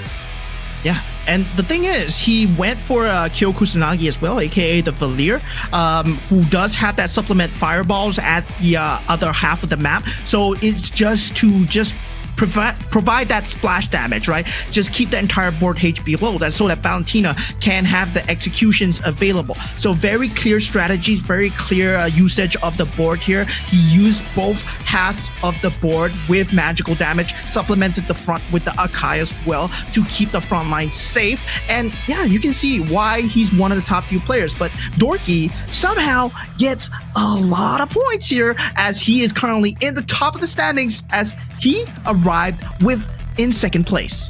Yeah, and some of these players are literally 1 round away from having a chance to win GO1 by round 4. So it's starting to get a bit scary here for our contenders out there. I mean, Indonesia continues to be on top of the game, and this next round is going to be crucial to determine how many games that we have left in this GO1 finals. Yeah, I mean, the standings are always fluid here. We saw Ken coming out on top, but of course, he is still currently sitting at the 4th place in the standings at a total of 10 points, because he did fall short in that game 1. So game 3 might be a potential just upset here, right? We might see the bottom 4 coming up all the way to the top here, because anything can happen here in the world of MCGG. And of course, when you get too set in your strategies, sometimes the game will tell you, no, we're not just gonna give it to you. And sometimes you just gotta adapt and improvise. So you see the top few players, they come in always consistently at top, and these are the top 8. The grand finals, they have been doing their work to consistently be here, so they have the best strategies available. Oh yeah, and now we also get into a territory where the commander list starts to narrow down a little bit for some of these players, because again, no duplicates are allowed, and we've seen some powerful picks come out that didn't work in the favor of the players. Now they have to start digging deeper into what else works for them from round 3 onwards, especially when some of our finalists are 1 round away from qualifying to lifting the trophy at the end. Yeah, I want to see kind of the cheese commanders, right? The Ube commanders starting to come out, like something like the Harley, something like the Dairoth, and there is also the Yuzong that we've yet to see. So there is that possibility of those commanders coming out when the game goes later, when the players start to take their chances. But as we said, when we interview the players, they didn't really like how to gamble. But congratulations, you guys! You guys have won phones! And look at that! If your name is here, if the numbers match up, well, congratulations, guys! You have won a phone. Oh yeah, absolutely. And again, you guys, it's pretty easy to win. All you have to do is to scan a QR code, right? It doesn't get any easier than that. And if I don't know what to tell you, if you still feel like it's too hard of a thing to do, then you're missing out on some very, very lucrative prizes. Yeah, I mean, at this point, the GO1 championship is at stake here. But for you guys, their phones, the QR codes, that multitasking is what you have to do, the same level of the players. But of course, if you're looking forward to join in the GO2 championship as well, the ones that will be continuing on, there will be different tournaments going on in the MCGG app. So of course, all these players, they came from MRS3, MRS4, the SEA Games, wherever, but they all started in the MCGG app itself. And for you guys, it might be your time to play some Magic Just Go Go. Yeah, and you know, if you've missed out on this year, don't worry, I'm pretty sure that next year is only gonna get bigger and better. The fact that you can be a part of this, you know, be a part of a world championship just by playing from the in-game client, it doesn't get any better. Yeah, I mean, we've come a very long way. The group stages and the semifinals, we saw the player camps playing from the comfort of their own homes during the MRS Season 3 as well, and MRS 4. They were just, chilling, playing at their own homes, and we decided top few from over there. And right now, the GO1, the grand finals, it actually happened. It flew all 8 players down to Jakarta, where they're competing at the M7 Carnival as we speak here. And guys, this could be you, right? This grand prize in total is 10,000 USD for the champion, and the prize pool is 25,000 US dollars. Oh yeah, again, just make sure that you are constantly updated with the news, and the easiest way to do it is just to follow the socials, right? Follow the socials of MCGG. It's on Facebook, it's on TikTok, to keep in touch with all of the ongoing, the most comprehensive news of MCGG, so that you will be have a chance to be part of the contenders next year. I want to say next year, this year, right? This season. Yeah, this season, indeed. And of course, unlike MLBB, where you have a team to work with, but once again, whoa, we got more phone winners coming out. The phone winner list, hello, congratulations, guys. We got more phone winners coming through. So, of course, do look out, do pause it here if you need to look out for your names here. And yeah, if you see something familiar, if it's your IGN, if it's whatever that you signed up with on the QR code, and if that's your number, congratulations, guys. You just won a phone. Again, we have 300 phones to be won. 300! That's a lot of phones. So if you just spare like 5 seconds, scan the QR code, key in the necessary details, follow the rules and regulations, you might just be one of the winners. It's that easy. I've never seen a lucky draw that is that easy to win. Yeah, I mean, this is the first lucky draw that I've seen that you just win a phone, just right out the bat, scan the QR code, just like that, just win a phone. Yeah, just like that. It's not like you start from the bottom, you get something, you get something small, and then it progressively gets bigger. But no, it's straight up a phone. Yeah, now looking at the players live in the venue here, all the way in Jakarta, we have Oppo going up with that first commander pick, not doing well in that game 1 and game 2, but of course a lot of talents in Indonesia and also Malaysia are favoring him to be the champion.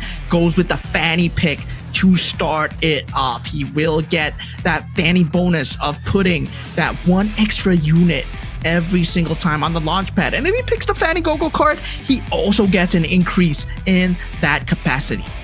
Yeah, and Oppo will definitely need a lot of really need kind of a stroke of wonder, right? He's looking for something to work with in this round 3, because he's currently at the bottom of the leaderboard with only 2 points to work with. So, judging by the 3 points to work with, but judging by the rest of the other contenders out there, he is pretty far away from even qualifying to the champion pool.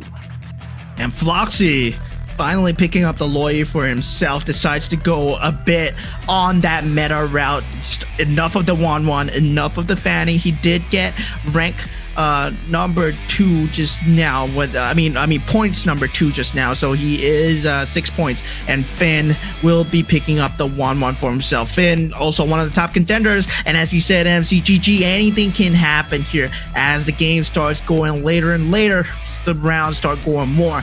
The commanders are expended, and Wisnu will be picking up our Gushin here, our game 1 winner, and Jerry picking up the Valir. Jerry doing extremely well in terms of points, but everyone is vying for the top spot of getting that champion, the GO1 crown. So Jerry going for the Valir this time, a bit more, bit more straightforward. Karina be the choice for Dorky, and Ken, who did win the previous round, now goes for Cho. Yeah. Cho, okay. Cho. Well. We do have a bit of economy build coming through.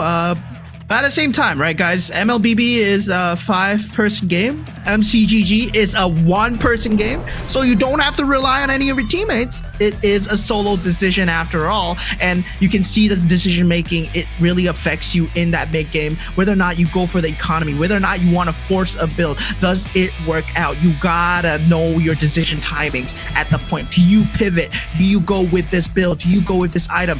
And from the start, from the first creep round, that single item choice might actually impact you in the later stages of the game, where we see Finn, he went for that bruiser emblem, yes, but he couldn't get the itemizations for the Guinevere because the Guinevere was itemless. And with that Starwings bruiser, you kind of want to lean towards the Guinevere over the Saber. And sadly for him, all he had was the BOD on the Saber. Yeah. So again, even for Finn as well, right? We see, I think in the previous round, he had the right lines, the right synergy, but again, just not having the right items to work with to allow him to win the rounds. Let's see if that's going to be any different as we head into game number 3. Of course, Floxy was running the Loi, so at the Face Warper Essence, but just get a full board of Alucard at the start. Yeah, and I was like, that's a 2-star Alucard with another Alucard on the field. So it feels like he might want to accelerate the stage of the game so far. But looking at Ken as well, he's holding on to a singular Alucard as well. So Jerry, with that Valir card, managed to get that PNK card. So that will be another copy trap in the field. Opal here picking up that Layla, very unique hero in terms of just being from set 1. He has that unique little hologram on the board that's able to deal damage, and also the card is able to get you economy with kills. Again, early Soul Vessel and Shadow Cell for Floxy here, but now was able to get himself the Leona too, so Scavenger Essence unlocked. That's gonna help him speed up the game even more. Not only that, if he wants to build into the Shadow Cell, then that extra economy is gonna help him out big time. Yeah, I mean, at this point, that economy is extremely big part of the game. At the same time, you want to get that 20 gold interest. You want to get that 4 gold for yourself. So you don't know whether you want to go for the lose streak. You don't know whether you want to go for the win streak. The HP management becomes very important, right? At which stage do you start to roll, or do you start to go for pieces? And sometimes, if you make your decisions a bit too late, the pieces that you want are already snapped up by opponents. So you gotta be adaptable. Every single time you see your opponents rolling for the board, well, maybe it's not your time yet. You gotta wait it out. Yeah, we're still going for having the Mage Crystal too. So it's always tricky to build into mages in the early game, at least. Even with decent front lines, just due to how you position them, right? You don't want your front line to be in the first row because then it allows assassins to infiltrate the back. And in this case, she does have the Lolita and the Atlas, so it makes it easier for the mages to go to work. Yeah, and a lot of them identifying that there is a shadow cell on the board. So a lot of them are going for the economy. A lot of them are going for the aspirants, especially in this round. We're going to see a much slower start compared to the previous 2 games. And yeah, it's a very good adaptability coming out from all these players. A good adjustment as well. So now Finn, with that 1-1, he does have that aspirant synergy, does get that 4 synergy as well. So he will be racking up the points extremely early. Yeah. Every 40 stacks every single round. Even better if you win those rounds, and that means you can get to stack up even more. And Oppo, yeah, instantly spots that, calls him out on that 4 aspirants. Oppo himself is also holding a less initiative. Even the 1-1 commander's not gonna have enough damage to chew through this Minotaur, so Oppo is gonna win this round for sure. Yeah, and aspirant synergy doesn't really do too much for you in the early game. It doesn't provide any kind of stats at all. It just gives you that aspirant's energy, right? So you are waiting for that huge cash out. Even the units themselves, they don't synergize well with each other. If you think about it, it's like, yeah, Ruby, Leslie, Layla, and Fanny. It's like, there's no clear front line, there's no clear back line. It doesn't have any synergy. It's not that strong either. Now Jerry going first does pick up the saber for himself. Starwing Swiftblade, that's a very good unit to get. Floxy going up for that Claude. I always like that Claude extremely early on, because at this stage you're around level 5 to level 6. It's like a 5% chance to roll for that forecast. So getting those forecasts early on does help in terms of pacing, in terms of that mid-game HP management, but at the same time, you miss out on the items in the late game. Oh yeah. And that makes it even more important to really accelerate that game pace, so that even if you don't finish first, you are looking for like a top 3 finish. Defender Blessing activated here for Jerry. So he's looking for some damage output. Does have the PNK trap. He's going to be using the Harif as a bait. Ruby is probably going to be the one that walks on forward. He has copy. So 3 Ruby there for Jerry. Yeah, I mean, at this point, it's about, you know, I don't think he's going to go into the aspirants. The Dauntless doesn't do much in terms of Ruby as well. We don't see it in much of the end game board. So yeah, Ruby is just an economy unit for him. He does have that saber to tear through a lot of the front lines. But what I'm worried about is Foxy's HP as a Loi, right? We saw him having a very good start with that Alucard, having that Shadow Cell start, but he's not going to have the economy to work with. Shadow Cell is a build that requires a lot of gold. You need to be someone like Elon Musk to run that build. And yeah, currently it's strong in the patch. Yes, but we saw it work with mostly Cho's, mostly Yu Zhong's, who does get the treasure vault. And yeah, I don't think Loi is the type of hero that can make it work. Yeah, you gotta be rich. Oh, it's a free scavenger synergy there for Ken. Lucky him. So now gets to work on the economy a bit, but does have the Toy Mischief to hold down the fort. Damage profile not that much though. He's relying on this Atlas to basically tough it out and stack up the Twin Base to Karina, but the Luminexus will help out a little bit as long as this CC is kept safe. Yeah, but he does not have any damage dealers on the field, only damage producers, and he has like very spread AoE damage, right? So CC itself, it's not a very focused damage dealer, yeah, so he's going to be falling behind. But as a Cho, it's very standard to fall behind because you're just waiting on the economy, you're waiting for natural rolls, you don't really re-roll too much in the early game as well. So going into the next Go-Go card round, this becomes very important, right? Whether or not you get something to accelerate the mid-game, because it is that purple card available. Glittering Jewels will be the choice for Floxy here as he gets 13 free shot refreshes. Now with that Leona, with the Beyond the Clouds synergy that he's going for, I think that might be his scaling into the later game as well, but the Defender's badge being picked up by Finn here. Yeah, really leaning into the Defender. He also still is keeping that 4 aspirants for the stacks. See the 4 bruises show up now for Arvin Broby. The Dorky buffing out his Dom Eyes. Let's have the Toy Mischief, so very understandable. If he hits that Akai, then suddenly the power spike is gonna really show through with that enhanced Dom Eyes. And can just showing that he's not going for the aspirant synergy, right? Pops the 10 aspirants energy straight away at the start. We already identified it, but now with that copy trap coming out from the side of Jerry, he has a lot of ways to swing here. There is that bruiser board available for him in that shop if he wishes to go for it. The Belleric together with the Masha is available in the shop, but Arvin Broby right now, he has a very strong bruiser board, so it's a 4 bruiser, yes, but the most crucial bruiser has been yet to picked up. And at the same time, I'm surprised that he's keeping the Freya in that back line instead of putting it out. Instead he pushes out the Atlas. He really wants that Freya to now that I think about it, it doesn't make sense, right? Yeah, like 4 costs versus 1 cost. He still wins though. He still wins this. There's no space for it. I guess as of now, there's a synergy that he's not willing to give up. I'm assuming it's Defender? I guess so. For those cursed spirits. Could be a defender, honestly, yeah. Because if you take out like if you replace like the Belleric, then you lose the 4 bruisers, right? But now he is at 7 slots, so he can throw in the Freya if he wants to.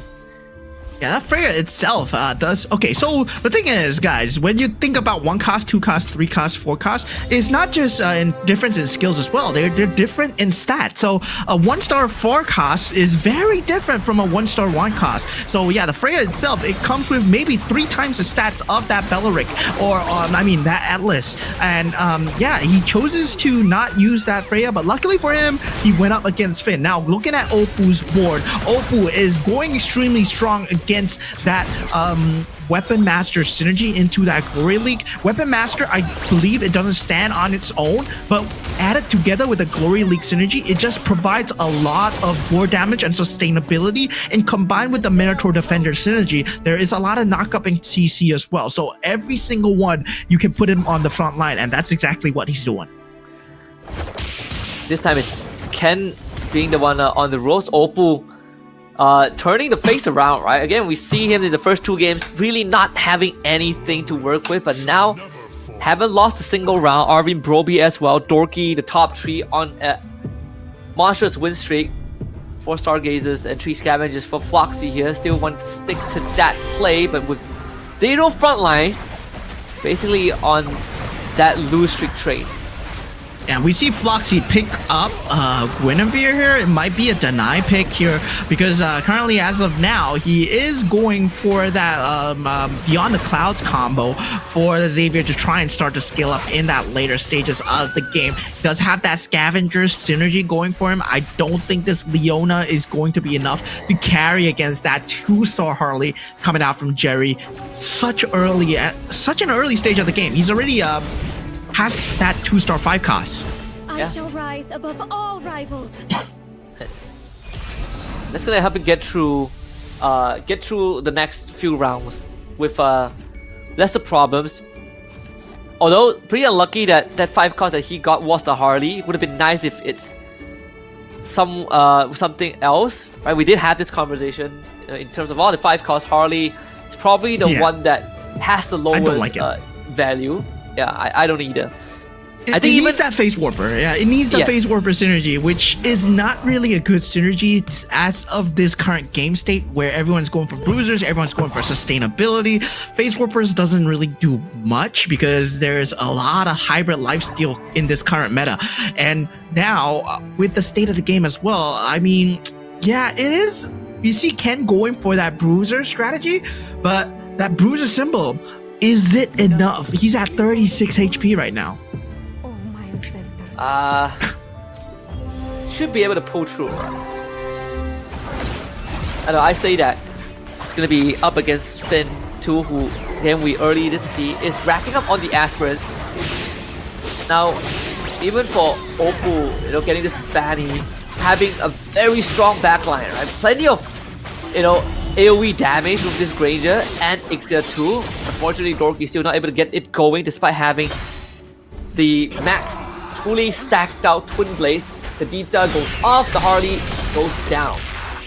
Yeah, so generally at this state of the game, when the second carousel is completed, you're looking at somewhat of you either have that 9 commander capacity into the 10 commander capacity. You're looking for either a 4 synergy or at least 1 6 synergy. 2 4 synergies or at least 1 6 synergies. And that's when you know your mid game is kind of secured. And for Ken, he manages to find that 6 bruiser synergy, yes, without the Guinevere. Now, this is a very interesting take.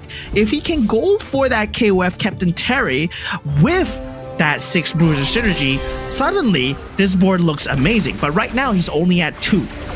Yeah. He's gonna be relying a lot on this Belleric and Terry to get him through. Is this a bruiser Terry though? So Yeah, those Bruiser Terry. uppercuts are gonna come a lot more often. Should be able to get through Jerry. Again, this 2-star 5-cost Harley, not really paying off dividends. Not only that, he doesn't have the items for the Harley too, right? So just Berserker's Fury, so no benefits there.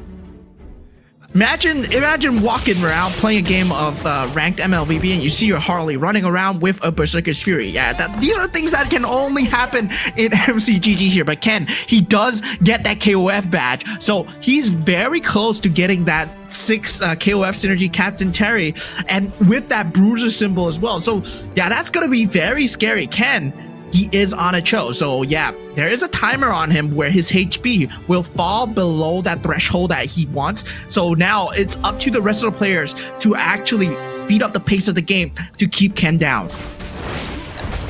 And it's time to ramp up too. They need to stop him, right? Again, the KOF Crystal, 4 KOFs now, and it's a Captain Belleric with the Twin Blade, the Winter Crown, and the War Axe on top. Double Winter Crown. Second one being put on the Masha. Ooh, another very interesting late game build that Oppo is going for is the Manic Slam, the Golden Staff. It actually makes the Golden Staff a lot better, and he's going for Metro Zero build once again. So Metro Zero, right now, as it is, it's a main synergy. You gotta get 11 Metro Zero. You aren't able to get maybe 6 synergy anymore unless you're like a 12 cap on a Fanny, and that's exactly what he is. He is on a Fanny, so he can go for 12 cap. He can go for more Metro Zero synergy at the same time with a Manic Slam. His late game is secured with the Golden Staff. Oh yeah. And as this round plays out, Ken should be able to win off with this Belleric. Just basically just giving everybody the whooping there. Wisnu, there's no chance thanks to the Winter Crown. But you guys can stand a chance to win some lucky prize. And primarily, 1 out of the 300 phones that we're giving away by scanning this QR code. Because plenty of them have been won by previous participants, so if you weren't part of the previous winners on that list, make sure to scan this QR code and give yourself another chance of getting it. Yeah, it's that easy, guys. Just scan the QR code and stand a chance to win. There's nothing required. Just scan the QR code and you get a chance to win the phone. And this is an official channel, right? We're making you do anything with the QR code. So yeah, that phone is up for grabs, and there's still 1 grand prize to meet and greet for offline with the M7 champions and get a signed jersey from them as well. Now, looking at Jerry's board, he is going for the Beyond the Clouds combo with the Stargazer and the Starwing. He has that full synergy on the board, but he needs Dorky, who has that full Starwing synergy as well. Is that Starwing on that Bruiser Guinevere, but the magic damage just a little bit too much coming out from the side of the Vexana. His Harley finally getting a Holy Crystal. That might be the change that he needed. And not only that, 4 Stargazers means that this Vexana is going to keep dropping the Eternal Guards, and that is going to create some problems, right? The crowd control and the extra body to stall out the round makes it a bit more complicated to take Jerry down.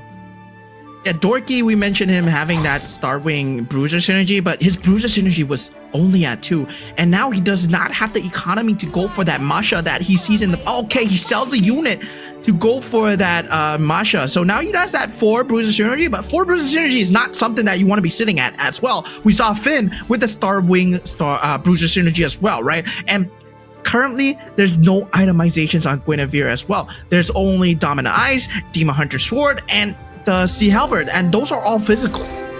Yeah, Armin Broby in such a solid spot right now.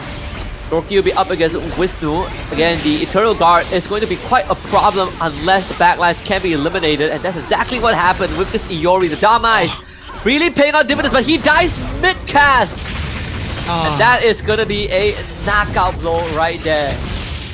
Yeah, Dorky at that point couldn't find the pieces that he needed. The economy didn't work out for him, despite being on such a great hero to get an early game to make games start.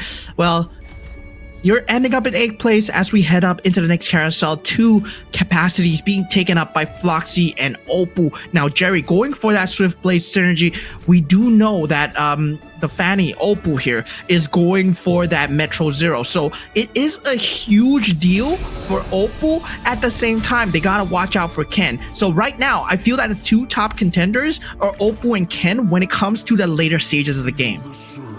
Oh yeah.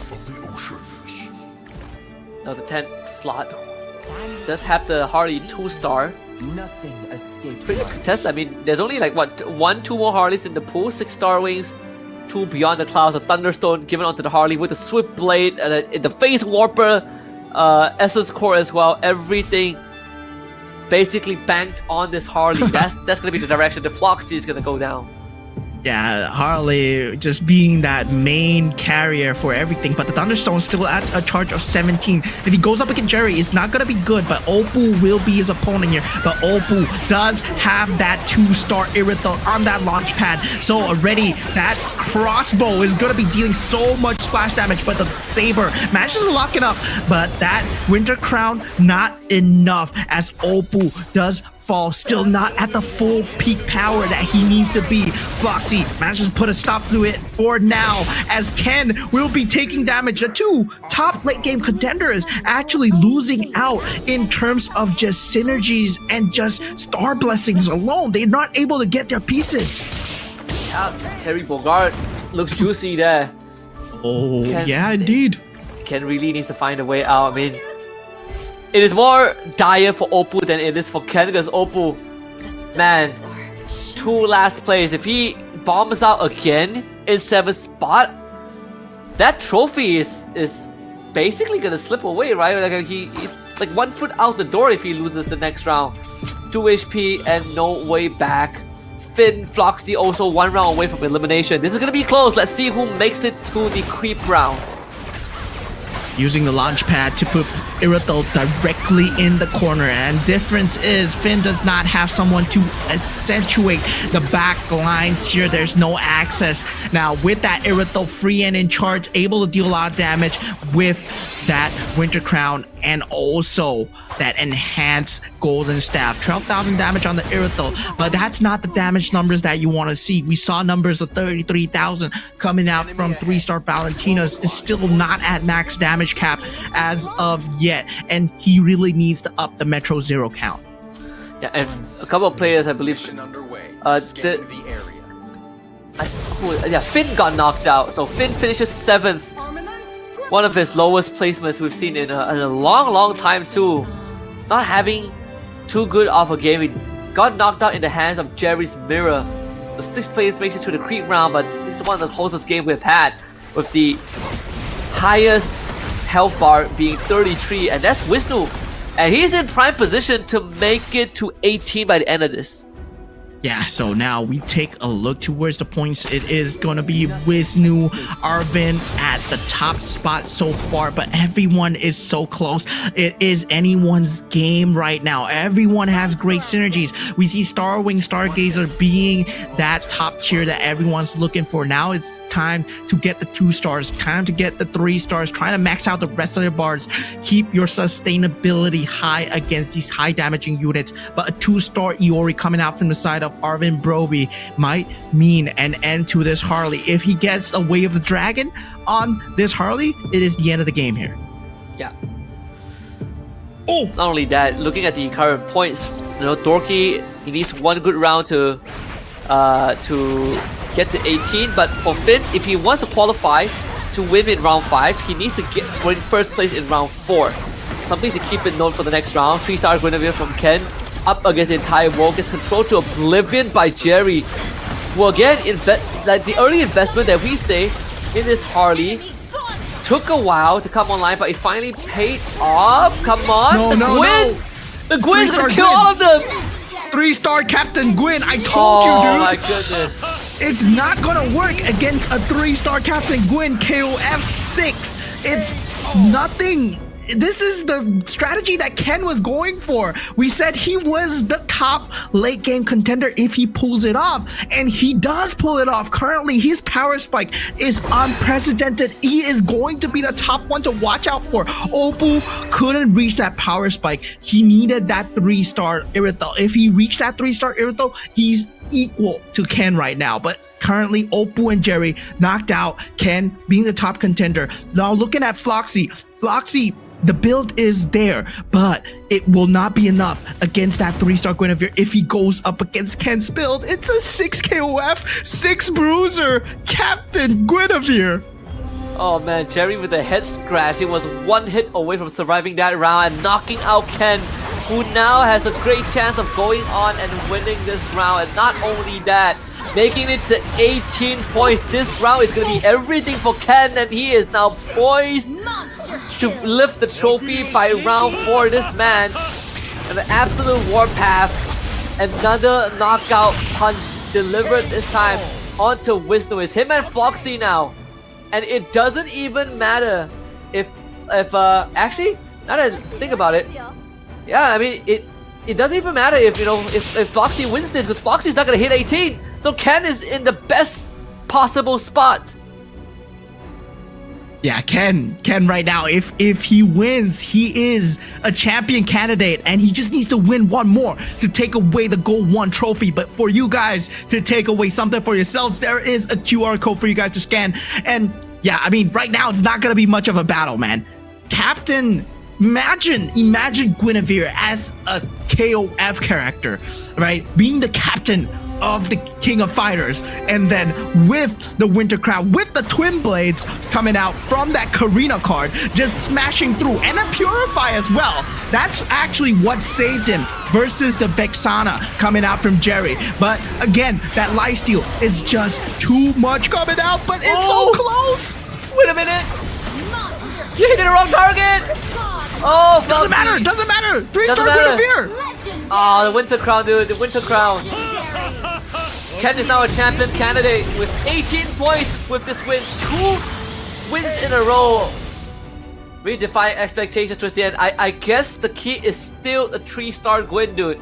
And I mean, you say, imagine Gwyn as a KOF character. We have the KOF character that is Gwyn in the main game. Yeah.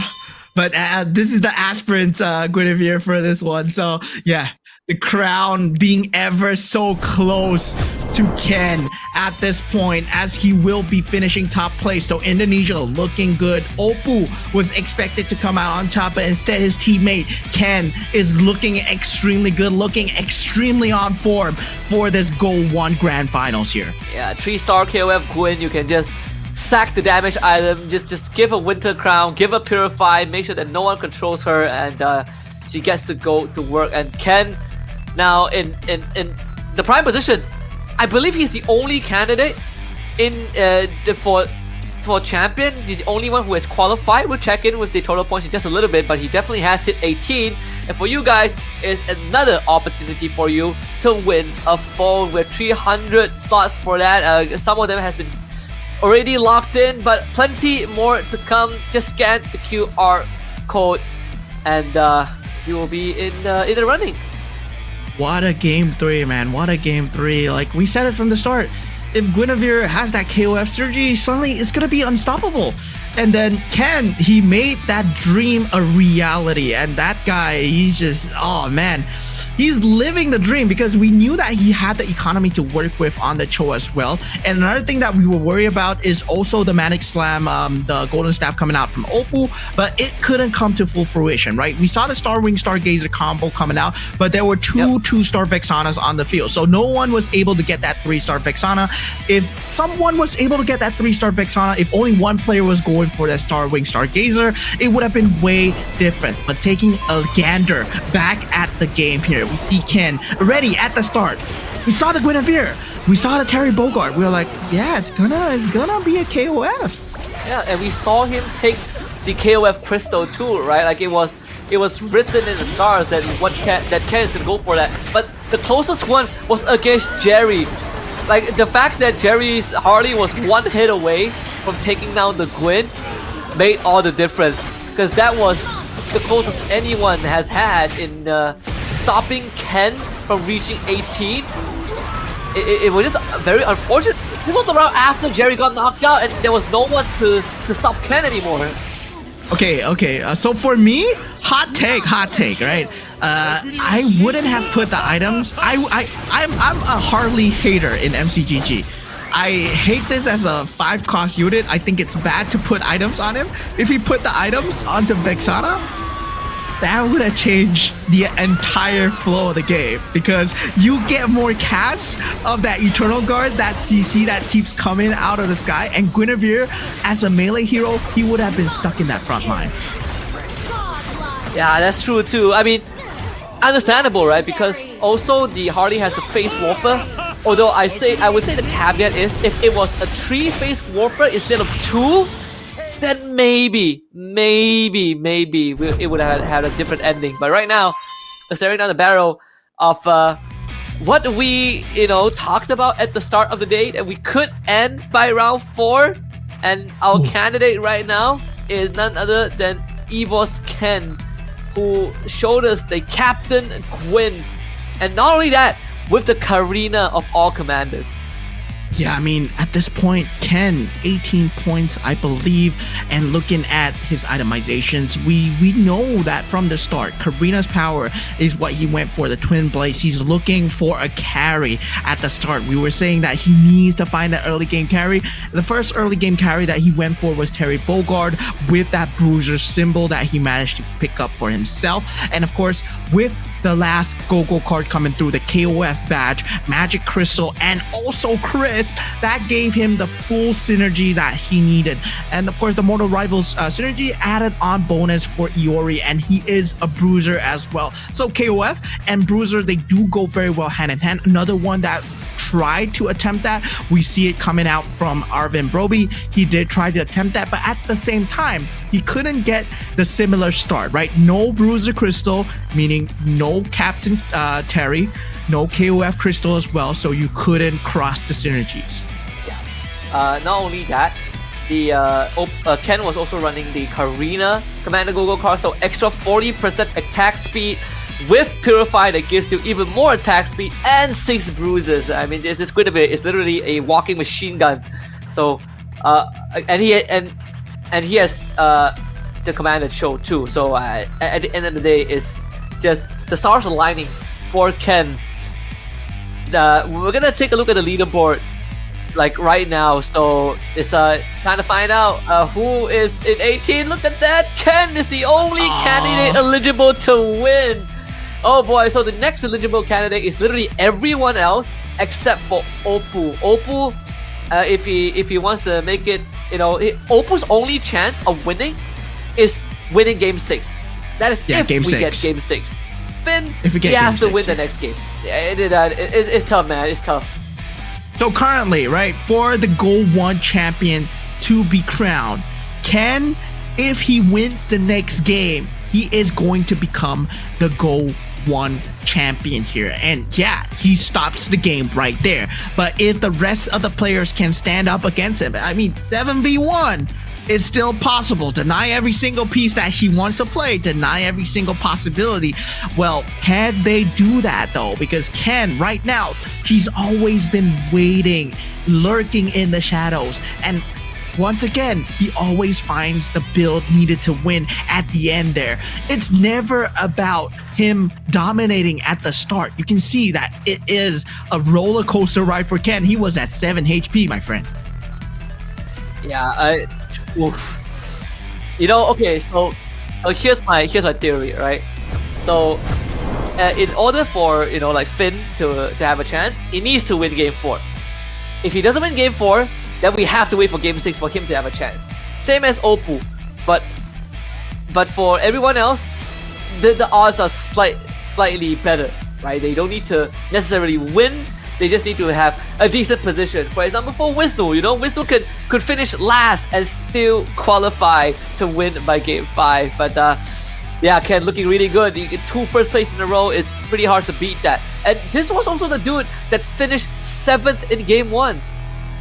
Yeah, this is the dude that finished 7th in game 1. We were looking at the EVO's Indonesian representatives just not having a good show at the start, right? Especially for Oppo, especially for Ken. But game 2, Ken showed up. Oppo still hasn't found his place so far. But this is the top tier competition when you're going up against players who think like you, who wants to play like you, who knows exactly what you're doing with the economy, how to destroy that. And you can see that the crux of the play, Arvin Broby, he has been accelerating the game very early, making sure that Oppo does not get what he wants. When he goes for the Matic Slam combo, everyone else is accelerating the game by taking the symbols. But speaking of accelerating, you guys have accelerated yourself into getting a new phone. Welcome to the new phone winners club, guys. And I'm not in it as it is. Yeah, we try, but sadly, no luck. It's okay, you guys get the opportunity to again be the phone winner. This is just round 3. We have more to come, but also if you think about it, if Ken is to win by game 4, then you might miss out your chance. So the window's closing a little bit. Remember, scan the QR code. It ain't that hard. Yeah, there might be one more game to scan your QR code. We are currently standing at game 3 where the champion candidate has already been found. It is none other than Ken representing Indonesia from EVOs, and everyone else is still not eligible. You need 18 points and you need to win the champion. So right now, if Ken wins game 4, suddenly, GO1, he's a champion. Guys, Indonesia, you're doing it. You're doing it right now. Yep. And of course, like what we said, you have a chance to win from 300 phones, right? There's 300 phones out there for you guys to win. We probably cut that down by half, but there's still 150 out there. I'm just, throwing in a ballpark number. You can win a phone, and also on top of that, be the grand prize winner of the M7 champion signed jersey with an offline meet and greet. All you have to do is to wait for the QR code to pop up, scan it, and then you leave the rest up to fate. But if you don't, you miss every shot you don't take, alright? So scan the QR code is not that hard. You might win a phone. You might win a phone and a jersey and a meet and greet with the M7 champion that is going to be crowned later tonight after GO1. Yeah, so today is going to be a momentous day indeed. We have a lot of representation from across the globe, but so far, right now, the one that might take it all is going to be Indonesia. And similarly, in M7, the 2 teams that sit at the top of the grand finals are from PH and also from Indonesia as well. So Aurora PH and Alter Ego, all eyes on you guys later. But right now, all eyes on Ken, as he is going to be the one to try and get the champion so far. And the rest of the team members here, the rest of the players, they're not a team here. They're not a team. Everyone's playing for themselves. This is a solo game. So the rest of the representatives, they have to do their best to try and stop Ken from getting the champion. Yeah. You know what I want to see? I want to see everyone call out Ken's pieces. Hey, he's going for this. Stop him. Work together. Right now, it's a team effort. Aside from Ken, but everyone else, they gotta try and stop him. Let's take a look at the game 4 draft. The Fanny to start it off here, and again, the pick sequence is determined by the placements of the previous game. If you finish last, then you go first in the pick. So Dorky finished last, he's gonna get the first pick advantage. Gets the Fanny. Luoyi now for Finn. Yeah, Finn going for the Luoyi. Now going for the piece that, the commander that wants to really be in the top tier meta, right? Luoyi is like really top tier right now. It's one of the top few for all these competitive players because it gives you a lot of direction. But Oppo going for the Guinevere here, that reroll, the gambling champion. So yeah, we know the Indonesians, they said, yeah, we don't like to gamble, but then now they're going for the gambling champions. hey, you know what they say, go big and go home. You know, when time is running out, you have to you know, put some of the stakes on the table. That Gwyn though, oh man. When you talk about if you like those rerolls, you go for the Gwyn, but I don't remember ever seeing Gwyn leading up to this point. Karina for Arvin Broby. Even Arvin Broby has been having quite a rocky final too, right? 1 3rd place finish, 2 6th place finisher. We got a Floxy right now with the Yuzong as his choice. Poised to, you know, qualify for the champion candidate just by getting a decent top 4 finish. Of course, Ken all in is 1-1 for him. Yeah, all eyes on Ken here. Only champion candidate. If he does win this, he does become the champion. But now, Floxy, he picked up the Yuzong, and this is the commander that we've been talking about since the group stages, right? It really accelerates the quality of the Go-Go card. You get the acceleration, you get the Black Dragon treasure. It's a certain quality as well. You can get up to 14 gold, you can get units, or you can get a crystal. So there's like one of the three. There's a bit of a gamble involved, but all three are good rewards. And it really sets the pace, it really sets the direction of where you want to go. Yeah, but I think, you know, for Ken, it couldn't be any more obvious, right? With that 1-1 pickup, it's telling everyone it's a declaration. He's about to go fast and he's gonna try to end the game right here and then. So it's really up to the rest of the players and how they will stop him. Bruiser is still going to be heavily contested. I highly doubt that the stars are gonna align the way they did in Game 3 for Ken. But hey, if there's a workaround, maybe the star wing will be the alternative. So again, we gotta see. You know, so far the players that have really been, you know, putting a stop to win streaks have been players like Jerry and Arvin Broby.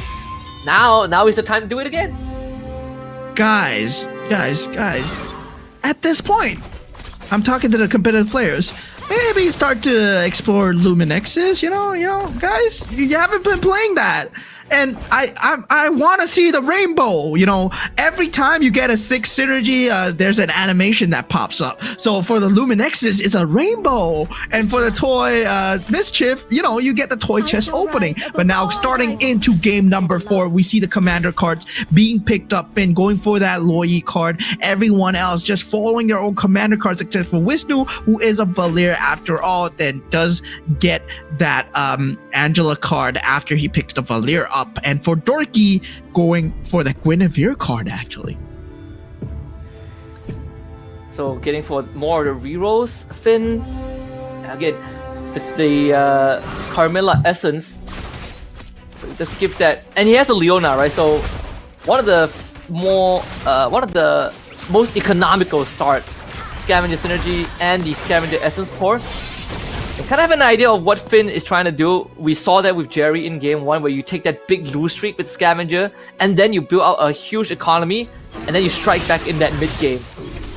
Yeah, I mean, at that point, your first forecast becomes your first direction, right? Generally, when you find the 1 cost, 2 cost, 3 cost, it doesn't really set the synergy, set the tone. But once you get the 4 cost or the 5 cost, you're suddenly like, yeah, we gotta play this synergy because we got a very good forecast. And we're talking about things like Guinevere, who is a very key pivot for a lot of direction. We also have things like Terry Bogard. We have things like Hanabi and Claude if you're going for the marksman. And also, if you're going for Starwing, we have the Saber as well. Yeah. 3 Toy Mischief here for Floxy too, and the Dauntless. So this should be a solid, you know, line to get through that early phase. I say that, yeah, but this Baraz kind of slow on the draw at in the early stages though. I mean, 2 Barats is gonna help out. I mean, if he can split, if he can get that item where it is splitting, but he does not get it. So the Bruiser synergy a bit too strong in the early stages of the game. That Masha just taking out that 4 cost Barats. So yeah, he does get that 2-star Jawhead available in the shop right now. If he wants to go for it, it's a Bruiser, it's Toy Mischief. It's one of the most staple kind of 1 cost that you see always in the game boards. And yeah, it's one of the few that we have not talked about, right? Jawhead is a really good start. Does provide a lot of synergy. It has very good stats and also has a very good skill as well with the CC and the damage. Yeah, that's true. Even here with the Ruby Blue, this could be a Metro Zero angle too for Dorky, right? Again, Fanny is one of the few commanders that allows you to go down that route in a slightly more efficient manner. Dorky is also one of the few candidates that all he has to do is to finish top 5 and he will qualify to be a champion candidate by the end of this round. Arvin Roby really putting that Masha to work. Yeah, but what's really worrying right now is Ken somehow managing to secure that win streak so far. So he is sitting at 100 HP. So that means he will be last for the carousel. The Guinevere is available here, but Opal going for that Winter Crown. Meanwhile, Finn going for that Guinevere straight off the bat. So we know that he has a monster economy with that start, right? He had that Scavenger start with that Scavenger Crystal as well. I mean, the Scavenger... sacrifice as well into one of his pieces, so he has a lot of gold to work with, so he can pivot into the Guinevere at any time, and now he has that first moment of direction. Yeah. With Arvin Roby, I think for him, he doesn't have to do too much at this point. I was thinking if he wanted to invest that gold to get that 4 defenders in, it's probably a better choice. So now you could have a stronger front, but also keep that Masha alive for a bit longer. And then for the next 2 to 3 rounds, you're going to be building on that economy. Same for Finn, who is still taking that lose streak. Doesn't have the Kagura, I think, so no Beyond the Cloud synergy. So we'll have to take another L.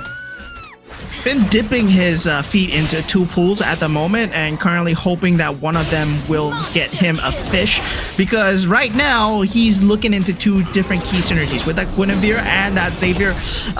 He's hoping for some form of direction. Certainly right now he's still going with the lose streak. 76 HP is still a lot of HP to work with, but this is where HP management becomes more and more of an issue, right? You want to win at the same time. If you want to lose, you want to take out as much of the enemy units as possible. So you need to start to build up some form of synergy here. Now, for defender synergy for the side of Floxy, unable to find any form of direction so far, but he's still level 6. We start to see more movement towards level 7, and that's where Finn is at.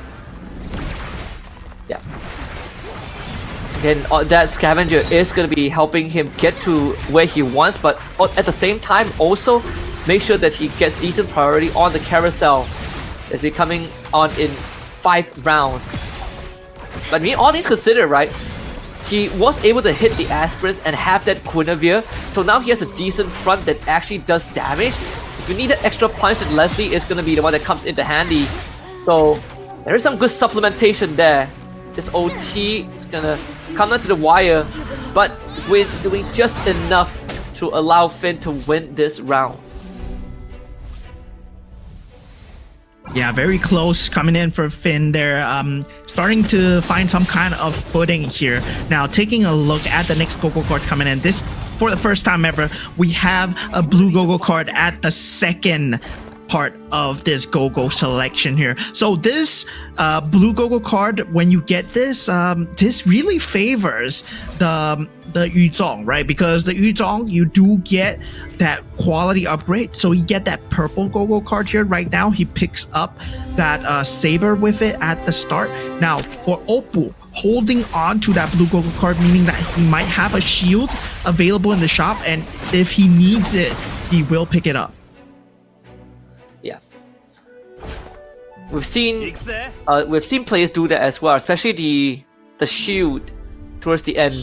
I think Finn was one of the few that pulled it out during the semis, where he saved it until the very end, and that gave him the leg up that he needed to buy that one precious round to hit that 3-star. Dorky and Arvin Broby so far having a fantastic game, and even for Ken, he's not doing too bad, right? Like only losing 1 round at 8 health. This Xavier is going to be the focus for Wisnu to build up the Thunderstone stack. It's going to take a while though, with only 2 stargazers.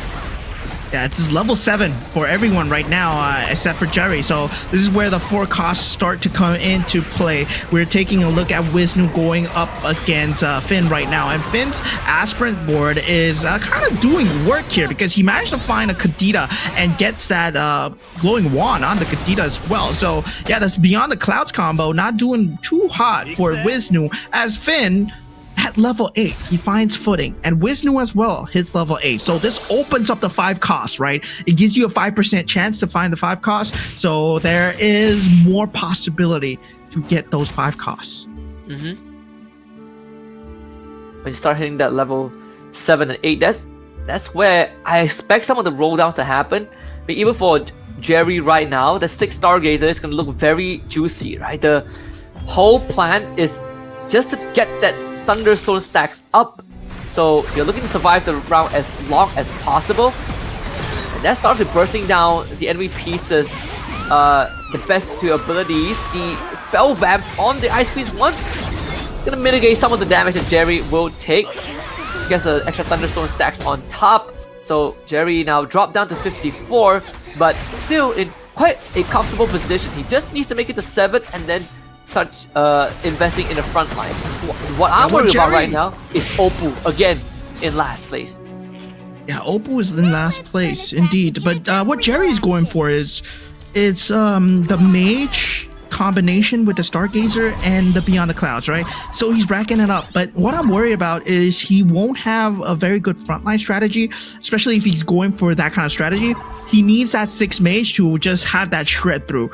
And right now, he's farming up that mage symbol, so hopefully he finds the pieces at 45 gold, finally hitting level 7. He was the last at level 6 as of last round, so he won't have that cap space to actually work with as well. Now, going into that next round here, Ken still just having a very good game in terms of HP with that bruiser strategy, but we know it for a fact that Guinevere has been locked up by a lot of these players. Oh yeah. I mean, it has been the winning ways. You know, crazily enough, we went from Guinevere being the star of the show to seeing a bit more variation with like Valentina, the Hanabi, Clark Granger, Saber, Freya, and now we're back to square one with Guinevere again being the focus. Oppo going for the Stargazer Crystal, Jerry gets the +1. Finn will go for the Edith, right? Again, hitting level 9, the first one to hit level 9, we just talked about the Scavenger and that lose streak economy, but not only that, he was able to go to cut that lose streak and then pivot into a bit of that that aspirant that we saw earlier on and rely on that to power through some of the rounds, and now he gets himself not only to level 9 but is also on the win streak. So Finn also in a decent position to be ahead of the curve. Yeah, Oppo currently going for that Metro Zero synergy with that Marksman. That's what I'm seeing. So he wants to go for the X-Borg, but on this Guinevere, I think even with the rerolls, he's currently sitting at 9 gold. And yeah, the synergy isn't looking too good for him. Only having that 2-star Alice and even the itemization is not of the best. But luckily for him, he's going up against Arvin Broby, who does not have too good of an itemization either, but he has a monster of a Guinevere. And yeah, that's not enough. Yeah, it's just not enough, right? That's gonna chew through 12 of that shield. So putting Oppo at 36, man. We can see like he puts the Stargazer Crystal on the Aulus so that Aulus can, you know, trigger the splash a bit more often, but again, it's not enough. He needs a bit more than that. Would have been nice if there's a Toy Mischief or 4 Weapon Master synergy, but like you said, and just 9 in terms of gold, that is just brutal for Oppo right now. Like this entire day, this is one of the favorites coming into the grand finals, but he's having the roughest finals we have seen. Yeah, I mean, he has the Irithel right now, Wisnu, in the shop. He's considering to pick it up, but he does pick up the 2 Sin, not going for the 4 Luminexes because he does not have the build to make it work. But still, at the same time, the Kadita alone can't carry that Luminexes board, but he is prioritizing the Beyond the Clouds, the BTC build. And yeah, he's going for that. Then Arvin Broby, well, we know that he has that monster Guinevere, but there is that defense shred coming through from that Luminexes, and it really affects the Guinevere very negatively, but he does not get an early shred at the start because at 2 Luminexes is only 2 linked together, but it's still enough. Yeah. just enough to, you know, cash in on that win. Once he hits level 9, then maybe he can consider that 4 Luminexes, but then you have to start giving up the Scavenger, right, which we did talk about. You have to get rid of Leona, but Carmilla has to be kept thanks to that Luminexes. I mean, we haven't seen any Luminexes winning out a game at all because it's so hard to build into, but that could be one of the lines to go down, right, if we get to that point. We have 2 players running their Luminexes. Both Jerry and Opal have Luminexes on them, but just not the resource to invest fully in it. Yeah, so the interesting about Floxy is he gets that gold card because he is a Yuzong after all. So he gets that special promotional shop because the peculiar merchant card. So it means that he either in the shop there is a 2-star 5 cost right now, and the ability to get EXP, the ability to get equipment. Yeah, there we go. 2-star 5 cost. There it is. It's 20 gold, and he does not have that gold to buy it. So right now, instead, he will for Floxy, he will go for. Oh no, he does buy it, and he gets that export again. But the export alone, not enough though. It's not enough. He might have spent his gold in vain here. And yeah, don't really like this. Now for Jerry, on the other hand, he went for the customized merchant, which offers him more 4 cost as well. So Jerry's playing, we said it before, a very peculiar build where he wants to prioritize the mages and the stargazers. It worked in the group stages, but now in the grand finals, the stage of the masters, does it work here? We'll only find out. Only one way to find out, right? I mean, the 4th Swift Blaze is gonna be put in a lot of value to shred the front line. Not only that, I mean, this Shadow Cell damage export absolutely destroys that back line. There's one way to go about it. For Foxy, that Metro Zero line is looking pretty juicy, but not only that, this X-Borg is actually quite a threat to the backline. Oh my god, his decision making is so fast when it comes to these rolls. Look at that. Okay, he gets those rerolls and he knows it's free. This is the hands of a great Guinevere player here, Opal. Man, a lot of missed potential from the first 3 games. Yeah. And gotta remind you guys, remember to scan that QR code to have a chance to win 300 phones. Well, not 300 phones for one person, but 300 phones to give away. So scan the QR code. You might even get lucky and win the champion jersey for M7, sign one, and a meet and greet. So yeah, don't miss out that chance, right? Scan this QR code on the screen right now as Opal finally finds some sort of solace, win out this round and put Wisnu down to 31. It would be the greatest comeback round if Opal pulls it off. Yeah, imagine scanning the QR code, like you said, and winning 300 phones. You can set up your mobile phone shop. It's like straight away. But yeah, going back into GO1, of course. Guys, don't forget to scan the QR code. It's gone now, but you can always rewind on YouTube if you haven't scanned it. So yeah, you can do that. And yeah, for you guys, of course, it's that easy. But now, looking at Opal, he does have that 6 Stargazer, 6-star wing build. And that Stargazer crystal is on Saber. Now it's all in the pieces, right? Finn is looking at Ken's Guinevere, and yeah, Ken is the one that everyone has to watch out for. If he's champion right now, the game ends there and then. Yeah, the tournament ends there and then. And Ken is again in first place. Scary spot, Opal. The Winter Crown, Tuta Kadita. Able to avoid the last insanity from the export. So that is a very, very positive outcome. Now he needs the export to go down before the export goes up. But thankfully, the groundwork has been laid out. This should be clean up for Opal. Another round that he survives. Dorky just took 12 off of Ken's health bar. So we know that Ken is not immortal.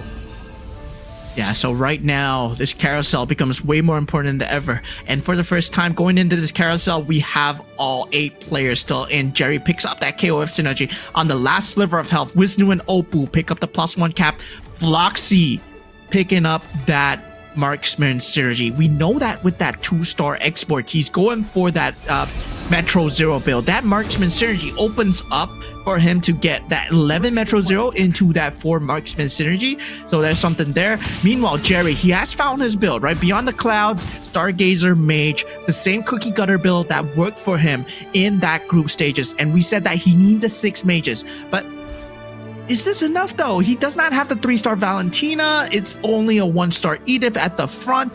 And yeah, he needs a 3-star Valentina to make it work because there's no front line whatsoever to speak. It's just damage. Yeah, it's one of the banes of, you know, running 6 mages, right? Like, establishing the front is the main challenge, but we do have the KO Kadita. Now we're looking for items for the Kadita because you want the Valentina to spam as much abilities as possible, but she needs to survive, and then Winter Crown will get her out of the sticky situations. But the Saber turns right back for the assassination. That's going to be our first casualty of this game number 4. Unfortunately, Jerry is going to be taking the L. Opal gets knocked out. Wisdom also gets knocked out. 3 casualties back to back to back. Yeah, I mean, I was surprised that there were so many players in that carousel in that first place. Now, everyone is on the lookout for Ken's Guinevere here. They don't want him to win.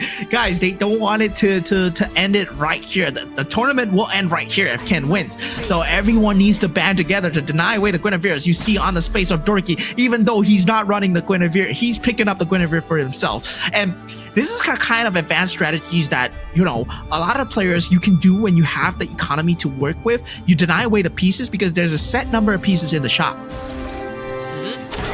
And you know, the system is also very friendly, right? It allows you to go into settings and just reveal how many pieces are available, right? You choose to either see the piece, the name, or the amount of pieces still left, and that gives you a very good idea on how far you can push it. And Ken takes another loss from the mirror of Finn, but Finn also took an L just now. We know that there are certain solutions to Ken currently, but again, it hinges on very specific players. Like in the previous game, it was Jerry, but Jerry was again 1 hit away from taking out Ken, who now is still in a pretty healthy spot, and even proceeds to call out Dorky for working on that Claude. Yeah, but at this point, right, Arvin Broby is holding on to a 2-star Guinevere. So if that Arvin Broby gets taken out of the game, suddenly Ken has an opening to go for that 3-star. So because he's holding on to 3 of the Guineveres here. But for you guys, scan the QR code, guys. 300 phones to be won. A singular phone for each of you, yes. And there's 1 grand prize. You get to meet an offline greeting with the M7 champions. It could be Aurora PH, it could be Alter Ego, and of course, one of you guys will walk away with a signed M7 jersey from them as well. Oh yeah. It's an opportunity of a lifetime. Finn, 2-star Valentina, so highly contested piece as well. But with Jerry going down, the Valentina pool opens up for Finn. This could be his way to that first place and becoming a champions candidate, but 3-star Hanabi and 3-star Claude is going to be what Dorky is looking for. He has plenty of pieces that he is working on. Yeah, the deny coming out. He has a 2-star Guinevere in his back pocket, just sitting there. Dorky just does not want Ken to have a good time at all. But still, there are 14 pieces in the game. That's 3 pieces out. So there is still a chance for Ken here. But Ken does get beaten up by Arvin Broby, who does have a Guinevere himself. Yeah, Finn also just lost. Lost that round, I think, against Arvin Broby. Not sure if it's the mirror, but either way, you know, 3 of the players down to the last legs. 3 more pieces for Dorky to hit 3-star Hanabi, and Dorky, he has plenty of health to work with. And Finn, even though he was the first to reach level 9, doesn't really seem like he's able to hit his stride unless the 3-star Kadita comes out. There it is. So Finn hits his 3-star. Yeah, at this point, it's going to be tough. The Metro Zero builders, none of them have hit that 11 mark yet. And right now, it's going to be extremely tough work for a lot of these players to play around, especially when you're up against a 3-star Kadita. The Rough Waves itself is just doing monstrous work as it does get a monster kill. The itemization is really coming in extremely good as Floxy will be the next casualty here. But something that they need to keep in the back of their minds is Ken is still alive here in top 4. 8 Metro Zeros now for Finn. He needs 9 and he gets it. 9 Metro Zero has to swap the X-Borg out, unfortunately, to make that happen. You can see the roll down as well to find better alternatives. But this is the best that he gets. So to make this Kadita work, even gives the Mage Essence Core on the Juicin for so this Kadita packs an even bigger punch, but it's a glass cannon build, right? If you're up against like a Saber or anyone with big crowd control that can capitalize on the window of you not having rough waves, the Kadita is still manageable. So the positioning really matters right now. Finn against Dorky. Yeah, both going for Metro Zero here. Ken going up against Arvin Broby.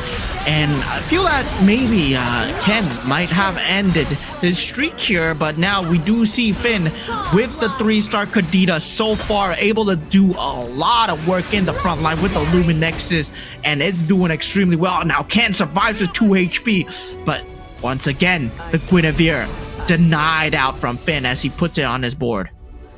This is going to be really tough. Again, Finn needs a first place finish to be able to get to 18. He has 3 more contenders to go through. He was able to take out Dorky just now, but Dorky takes that X-Borg, so that could be the way in. Again, Finn, he's looking for items to help this Kadita survive for a bit longer because it's a glass cannon right now, but he's not gonna hit that stage for another 2 rounds, and I don't know if we have 2 rounds for Finn to get there. So gotta be creative with that positioning. But for you guys, you don't need to think too much. Take your phone, scan the QR, and join the pool of contestants that has a chance to walk away a winner of a brand new phone, and even have a chance to meet the M7 winners and get their signed jersey as well. Yeah, dude, imagine sitting at home watching some MCGG, you scan a QR code, you get a phone, or maybe even get a chance to meet the M7 champions with a signed jersey. Man, that's a good Sunday, but 3-star Saber being picked up for Ken. So, yeah, I mean, he's going the other route. If I can't get the 3-star Guinevere, I go for the 3-star Saber. Everyone was so focused on the Guinevere. He gets the Saber instead, and Ken is looking so good. The Winter now, the Winter Crown. Oh, Ken. Brings Finn down to 2. Yeah, he's on the cusp. He's on the cusp. Finn hits a Valentina 2 there. Is it going to be enough to make the difference? This is so close. That Winter Crown makes all the difference. In the previous game, it was the Winter Crown that saved the Gwyn tree from Jerry. Is the Winter Crown the holy grail of what's going to make Ken a champion by the end of this next round? Ken Evos, the 3rd place of MRS Season 3. Could he be our champion here as he is on the cusp with that 3-star? Now Dorky, he will be facing the Wrath. He finds the Luminexus proc, but at the same time, the 1-1 damage is doing a lot in the front line. The Saber not able to survive as Ken will get taken out here. So the tournament doesn't end there. Gives a smile over to his Indonesian counterpart. Oh, Dorky with the thumbs up. He's like, we go another round. Oh, big sigh of relief. But it's now between him and Finn, right? For Dorky, it doesn't matter. He can finish 2nd and still be a champions candidate. But for Finn, he has to finish 1st. There's still some stakes at hand here. Yeah, it comes up to 1 last round. Oh boy. 3-star Hanabi, 3-star Claude though. If 6 marksman, it's just too much meat shield and too much damage to poke through. Can Finn do this? 3-star Valentina, 3-star Kadita, maybe that's the way in. He hasn't maxed out on his Thunderstone stacks yet. Last we checked. So So maybe a couple more stacks is gonna make all the difference. But man, here's the roll down. 2-star Kai on the board. Man, does he have enough? The Face Warper Kadita abandons the Metro Zero, goes into 6-star gazes. Yeah, he's thinking more procs might be more damage, which is kind of true. But when you're up against a 3-star Claude and 3-star Hanabi, that kind of AoE damage is just a lot, and the itemizations are extremely good. The Kadita is all that he has, and once the Valentina shredded through, well, it looks like Dorky is going to be our champion for game number 4 here. Now, Finn, 1 point short. So is Jerry. Man, they want to bring it to a game 6. Yeah, the game 6 is the only way out. But we have like what, 4 champion candidate? It's gonna be quite a stretch if all 4 of them don't win. But hey, at least the show goes on, all thanks to Dorky. Yeah, Dorky, the man who took out Ken, the 3-star saver. I was pressed indeed. I was thinking like, oh man, you guys aren't gonna be able to scan the QR codes anymore because, well, Ken just took home the tournament. But now, for now, Dorky keeps us into game 5. Now we're gonna get a game 5, and now there are even more champion candidates, right? If I'm not wrong, Dorky himself is going to become a champion candidate. Wisnu is gonna be a champion candidate as well, and also as well as Ken. Yeah, and unfortunately, Finn and Jerry, they were both 1 point short. Oppo also not there just yet. It's a fitting for a grand finals for sure, and it's also fitting that you guys get another chance to scan the QR code here. Again, 300 lucky viewers will win phones, and 1 grand prize winner will receive an M7 Championship team jersey that is signed and an offline meet and greet opportunity. So it's either between Aurora Philippines and Alter Ego. Either way, scan the QR code, and the next list that pops out on the screen might have your name on it. Yeah, of course, and also, for you guys that are watching, this is the GO1 Championship. There's $25,000 US to be won. The champion will walk away with the GO1 crown and also $10,000 in cold hard cash. The top 8, they have fought a very long way to be here. The group stages were grueling. We had to say goodbye to a lot of our representatives, but now we're left with 4 Indonesians, 1 from Myanmar, 1 from Malaysia, 1 from the EECA, and 1 from Latam. And now we get to see who comes out on top in the first ever MCGG Internationals. It doesn't get any more exciting than this. I honestly thought that we are gonna end by game 4, you know, but the show must go on. There's plenty more to be desired.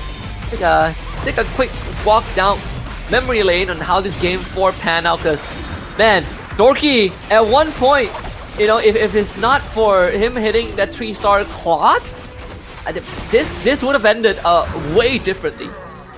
Yeah, and this is a very old school build, right? The Metro Zero into the Marksman. He didn't even get the 9 synergy until the last ever board shift, and he was on 8 the entire time. So yeah, he was making it work despite the fact that he didn't have it. The Iroto with the Luminexus synergy, it was a lot of defense shred.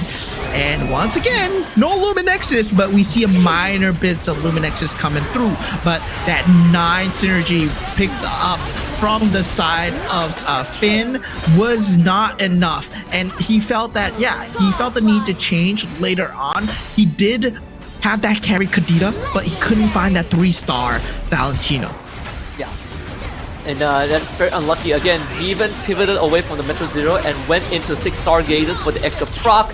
The Kadita was doing a lot of the work, but unfortunately, it just was not able to take out 2 3-star marksmen. Look at Dorky breathe a sigh of relief, giving the thumbs up when he takes out Ken.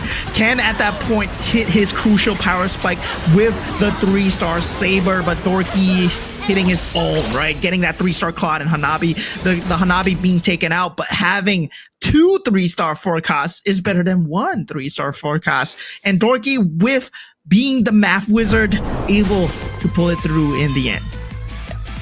Again, fantastic stuff from Dorky as we look at the match overview from this game, and you can see that the approach definitely has changed for some of these players. We're seeing a lot of Metro Zeros, bringing back some of the old classics, and a lot of the even for Oppo as well, right? Being able to make it work. Again, the Harley and Saber was what he hinged his bets on towards the very end with the enhanced winter crown, but nothing prepared anyone for the Claude and Hanabi, which is a classic like you said, but also has been forgotten for quite a while. Yeah, I mean, it's been forgotten indeed, and right now they just bring it back.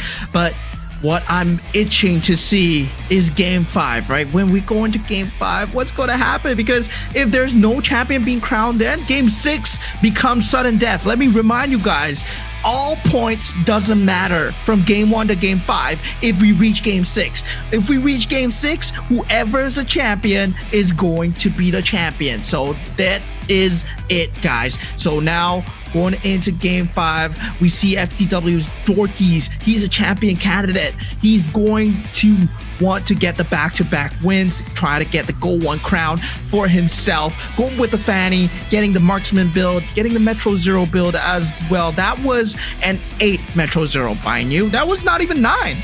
Yeah, it was just 8 Metro Zero, right? And we said like you need 9 to start getting some value out of it, but he just has enough of that 3-star to make it work. So really scraping by and just making do with the cards that he was given. Dorky now puts himself as one of the candidates to win the whole thing. And again, this Fanny, we say Fanny and Metro Zero, they come hand in hand, and just like the previous round, he proved it. Yeah, I mean, at this point, right, I want to highlight the Gogo card that he went for, because 9 Metro Zero gives you hybrid defense, or aka damage reduction, 5% damage reduction. So he went for Steel Front, which gives 32 hybrid defense to his front line, which was the Barats, the Exborg, and also the Akai. These are the 3 main pieces that he really needs the hybrid defense on, because there's so much disruption available, so much sustainability available for his Claude and Hanabi to deal the damage. So that was the crucial build, the crucial turning point. That third Gogo card, it was very well calculated coming out from Dorky. He didn't just pick it for fun. Yeah, and being able to constantly reroll kind of really gives him the advantage they need, right? Like hitting, and not only that, hitting the 2 Dauntless as well gave just enough defense for him to stay alive and get those ultimates off. Like the Akai was also a big boon, the scavenger for that economy. But now with Fanny out of the pool, this feels like one of Dorky's strongest strats coming into the finals. Now we get to look at game 5 and how that's gonna pan out. Finn, Jerry, and Floxy are all 1 point away from being champion candidate. That is insane. Yeah, but now the champion candidates are Evo's Can FXL, FTW Dorky, Wiz Newell AS, and Arvin Broby, right? Any of these 4, if they win the next game, we can have either an Indonesian winner or a Latam winner. And Arvin Broby, man, he's been consistent. He's been not top 1, top 2, not something that we need to, explain his strategies, but at the same time, he's been showing up consistently throughout the 4 games. Yeah, I mean, if Arvin Broby wins, it's gonna be one for the books, right? Like the inaugural GO1 taken by Latam. I think that's it's gonna be one of the greatest underdog runs that we've seen, and I'm all for it. And Arvin Broby, he is now at the cusp of defying the odds. Yeah, man, this dude, he's came all the way from MRS Season 4, started playing since GO1. So the Indonesians, they're very good. They're dominating so far. But speaking of dominating, you can dominate the phone winner list here if you scan the QR code. Congratulations to a winner. Check your numbers, check your names here. You guys are proud winners of one of the 300 phones that are being given away. And of course, we have the grand prize of the M7 jersey signed by your very own M7 champions. It could be Alter Ego or it could be Aurora PH. Yeah. Again, scan that QR code. This is round 4, but hey, if it ends by round 5, then you might miss out on the chance, and you don't want to miss out on any more opportunities because players are winning free phones. And yeah, I think a lot of y'all are missing out on it. So this could be the last round. We might go to game 6, but either way, if you don't scan it, you miss your shot, and you're gonna regret it, you know? Yeah. I mean, right now, feels like, Guinevere has still been one of the top few to talk about. It's been one of the meta-defining heroes. It's really been just an ever omniscient present in the group stages, in the semifinals, in the finals as well. We can't run away from Guinevere. Now, let's see if game 5, we run back into full circle, right? Whether we go back into the Guinevere, because it feels like the Stargazer main strategies are not working. But looking at the GO1 and M7 secret CDK code that we are releasing right now. Yeah, and of course, in celebration of the joint event hosted by GO1 and M7, we have the event code here, go to M7. You can use it to claim diamond rewards in both MCGG and MLBB. The quantity is limited though, so first comes, first serve. Instead of scanning QR code, go into your game, go to the redemption portion of the game and key in go to M7. If you miss it, it's gonna be gone forever. Limited slots, be quick on your fingers. Yeah, it's diamonds, guys. It's diamonds. So yeah.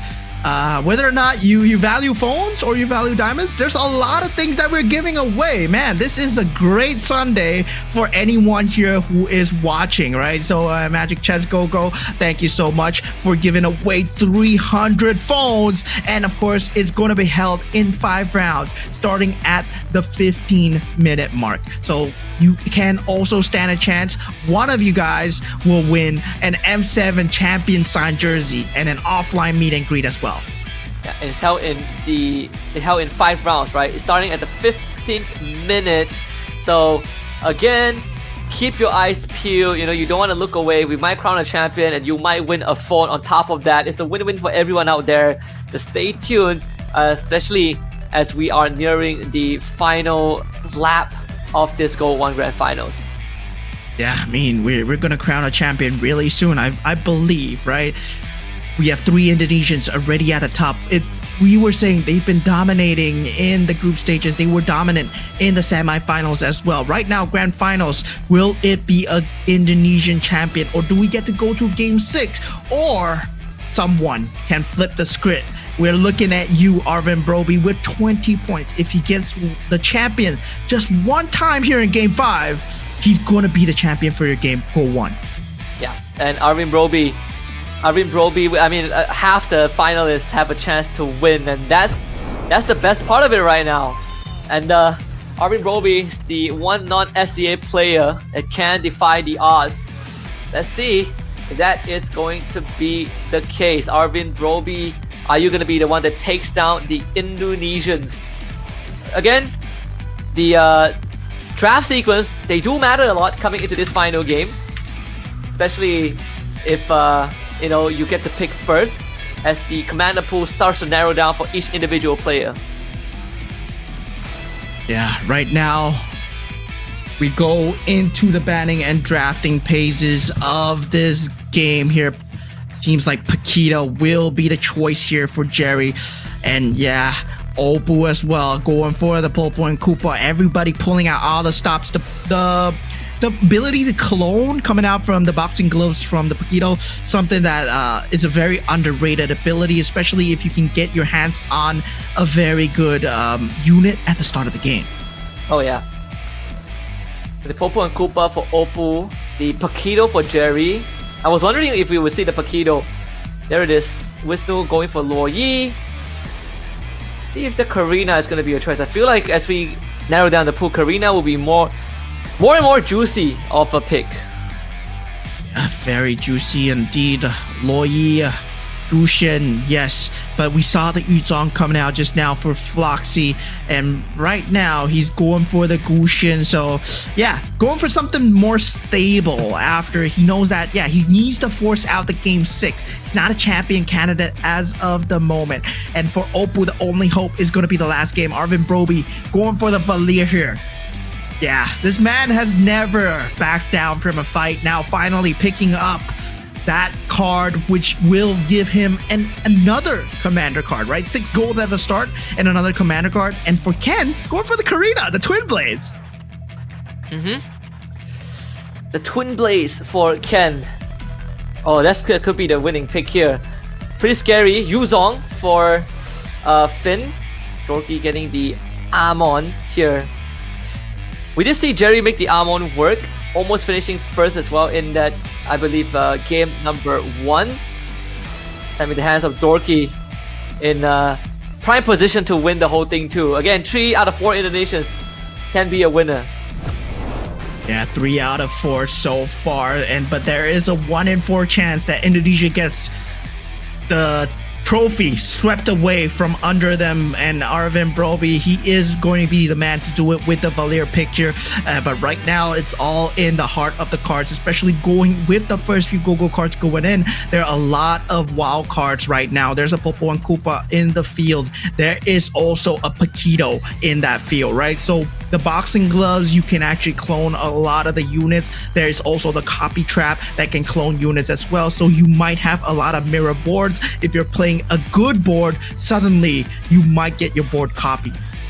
And then the best thing is that it doesn't eat into the current pool as well. So you get you basically get free pieces on top of what's in the pool.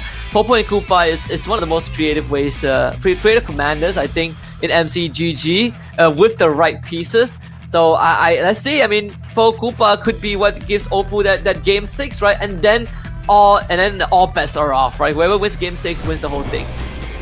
Yeah, so now heading on to game 5, we have 4 champion candidates going into this round here. Now, already at the start, we're gonna see what they do get from their starting pack. Of course, you do get 3 random chess pieces at the start, 3 random characters to play with, but also the first Go-Go card selection, which is very important. Do they go with the standard cut and true? And Arvin Broby, actually, with a Valir card, he does get the Gushen card. That's a very good start. A very good start, right? Gives him basically the crystal too. Let's get the 2-star Matilda on top of that. So early Stargazer available. Yeah, so I wonder what Roll Magic Crystal he got, and an extra 3 gold. So that's an extra 9 gold starting out for the hands of Arvin Broby here. So if he chooses to go for the ability to get the interest like Finn is, because Finn managed to get that 14 gold Black Dragon treasure, so he does go for that. And yeah, he's not buying anything, he's just running 1 cost and also the Uranus at this point. Yeah, all about the economy, that's what matters the most right now. That being said, I think if he's going down that same route again, we could see that huge economy build up to allow him to hit that early level 9. Right now, going for a little switch up to get that Starwing synergy in that first part of the board, where now we do see Arvin Broby going for that similar strategy as well. He has that Owless already available, so if he wants to go for the Toy Mischief, it's there, and if he wants to go for the Bellaric, the Bruiser combination is there. So he's keeping his options open, but at the same time, his economy is not maxed out. Not yet as of now. Arvin Broby, I mean, Finn has a lot of durability, but see if he can tough out against these Stargazer jaw hit, which is proving to be Yeah. quite a headache. With the missiles coming through, I mean, there's gotta be a lot of magic damage, but it's now up to the Matilda and the Sicilian, but the Matilda actually comes through, so he does get the W. At the same time, the economy going his way as well. So now at 30 gold, buys up the Chris, buys up the Ruby, repurchases the Bellaric as well. So get the bruiser synergy going. Arvid Broby, very good start already. So yeah, we have to see what the Indonesians have in store for him at this early game. That's gonna use the D-Jung as a bait to get people to walk into the trap. It's gonna get himself a free Bellaric. That's good. You could use it as a economy or give himself a way to pivot. And that's a 3 cost right there. So that's a very good economy at this stage of the game. Everyone's still level 5. No one has a 4 cost and no one has the ability to get a 4 cost. So yeah, it will be at the first carousel where the first 4 costs we'll be seeing here. And it feels like, yeah, Jerry will be going into the carousel first because, no, actually Ken will be going into the carousel first because he took the most amount of damage, currently at 73 HP. And now we'll see the next quality of the Go-Go card that will determine the rest of the game. Yeah. There's a Valentina on the board. Winter Crown. Some pretty good pieces. Ken going for Winter Crown straight. Ranger for Jerry. The War Axe for Dorky. No one going for the Melina's Gift. Yeah, I mean, the Granger, a very essential part of a Swiftblade combo that everyone, like 6 Swiftblade if you're going for the penetration combo. And it doesn't really work out until you get somewhat of an attack speed synergy or attack speed item on the Granger because he naturally has a very slow attack speed as a piece in general. So yeah, Jerry, surprising that he went for that here, but still, I believe he does have a plan here. Medical student after all, so yeah, definitely has a plan. Yeah. That's the antidote for any sort of situation that he's in. You know, Wisdom still sticking at level 5, trying to build out a more solid economy too. And Wisnu with the Bali board, so yeah, so he does have that Bali board. Of course, one of the countries in Indonesia as well. Now Finn going up against him as well. So this is actually a board that's up for a draw right now. So you can actually draw this, the GO1 board, and also the Aspirants board, I believe. So yeah, those are the 3 that's available in the store right now. So now with Oppo actually having a great start with the Popo and Koopa. It's now still eyes on Arvid Broby though. He had a very, very good start. Yeah. Honestly, for me, my favorite is the Bali board. I think the Bali board is like one of the coolest ones. In terms of design as well. But yeah, it took me a while to get it, you know?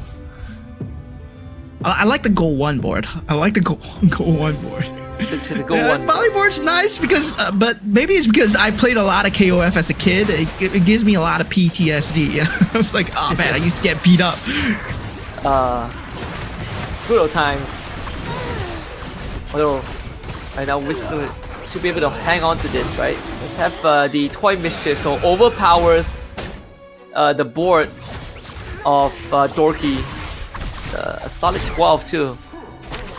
Yeah, Jerry, only with that 2 Swiftblade combination and only an Inspire on the Granger, not finding value from the 4 costs so far. Wonder what's the boxing glove choice when he does get it. But now in the next Go-Go card selection, Finn does get the party's opening, which is increasing the capacity by 1 and also gaining 3 gold.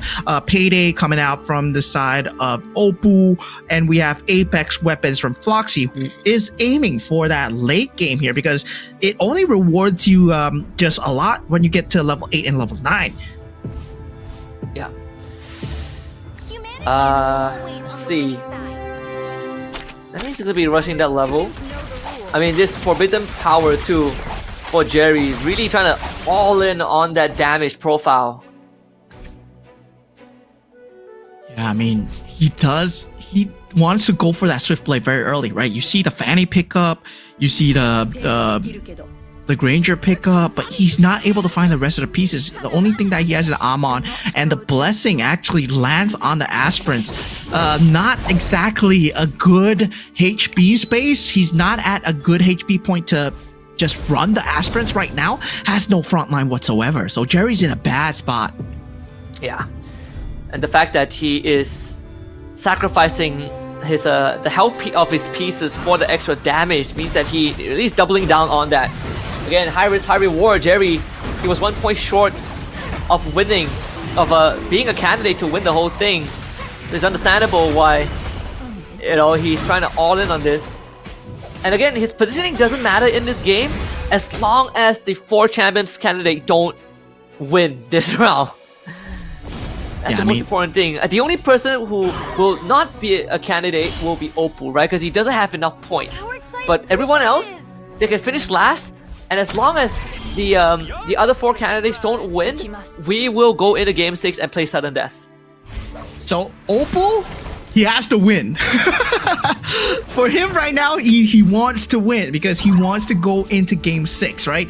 So now having that 3 triple scavenger still at 100 HP, getting the Akai on the board, level 8, first one to do so. He looks very poised to be the champion here for this game, at least. Not a champion candidate, but yeah, looking good for him in terms of economy, in terms of game strategies. He has a very comfortable fallback in terms of having that Stargazer Starwing combination. He can go into Luminexes as well.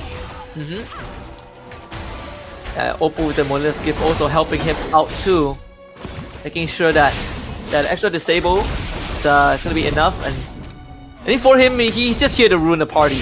Oh well, at least for him is it doesn't matter, right? He just again just to make sure that the other 4 don't win, and then Oppo suddenly has a chance in Game 6. And that's the craziest thing, you know. You make it to Game 6 and suddenly all bets are off. Everyone is a winner. Everyone has a chance to win the whole thing, and all the effort put in by every other player before that seems to matter lesser. Yeah, I mean, now something that we need to be scared of is Finn having that 2-star Freya, Ken having that 2-star Freya as well. So the Starwing combinations, we know that Freya is similar to the power levels in Guinevere when carrying boards as well. But Wisnu having that 7 Owless pieces already, very close to the 3-star Owless, and that's going to be extremely scary to deal with. Now Jerry, at this point, I feel that he has not found a lot of synergy, but at the same time, he's making the pieces work. But this Terry Bogard and Obsidia are doing so much damage to him in the backline. Yeah, and the it's getting dangerously close to the point where he might start losing out on that tempo. I mean, he's already at 30 health, right? And that's not good at all. But more importantly so, he just does not have the pieces that he needs. This has to be one of the worst second carousels available.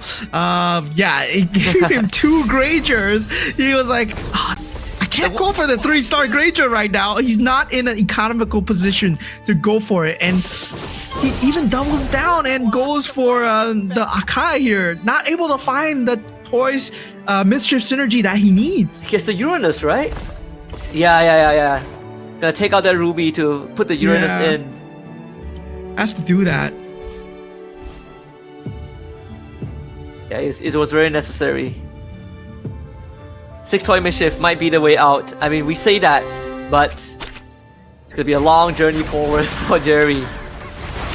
Yeah, the good thing about Toy Mischief is you get 6 Toy Mischief very early. It carries the mid-game very well because there's a lot of good damage scaling. But you still need another synergy on top of that. And it feels like his fallback is going to be that Granger, getting that Swift Blade combination. Having that front line for the Barat and the Akai for the Toy Mischief is very good. And yeah, you can see from the other boards as well, right? Wisnu with the Owless, with the 4 Toy Mischief synergy, it's enough to carry you through the mid-game. Yeah. 2 Mashas there. There's course for 2-star Masha, but actually if Wisnu wants to go for it. The Aulus is the focus right now, right? He's looking for the 3-star Aulus. This is looking pretty good. 4 Weapon Masters on top of that as well. Yeah, the Freya is a highly contested piece right now.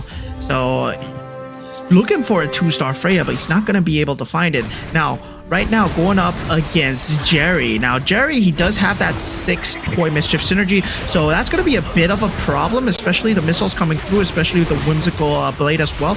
It does split into 2. Now, the Barats, can he tank it up? Now, Ranger's still dealing a lot of damage in the backline.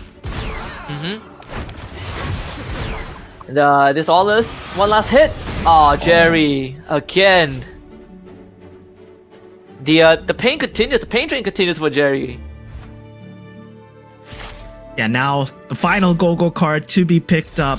Arvin still looking at a good economy here now with the Blood Claw pickup coming out from Wisnu, really going all in on this Weapon Master synergy, right? Hybrid lifesteal, on top of that you get lifesteal as well, and I wonder, oh, he got 3 Clutch Death Devices for Finn, so 5 gold and 3 Clutch Death Devices from the Last Resort. Not really the best one to get, but at the same time, it does give you a very good board, especially if you have a substantial number of 2 stars on the board. Yeah, I think we'll be going for the Magic Search too. So, boards are starting to come together. I mean, Oppo still in a very considerable position, right? Wisnu, one of the candidates to win in first place. Arvin Broby also actually not doing too poorly, but for Finn, this Yuzong so far hasn't been paying off dividends. As they are the 2 for Dorky.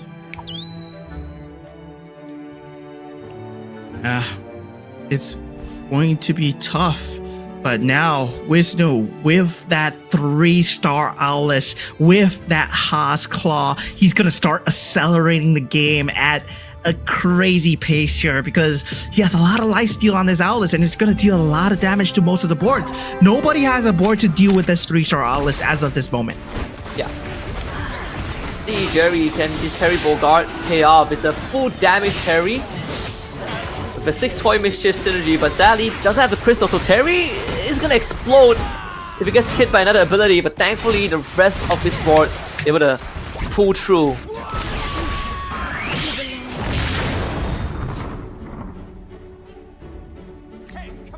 So it's going to be a kind of crazy here. Wisnu at this point doing extremely well, but for you guys to do extremely well as well, you want to scan this QR code, get a phone, 1 of 300 phones to be given away, and of course 1 grand prize to meet and greet the M7 champions offline with a signed jersey from their team as well, and that's what everybody is hoping for.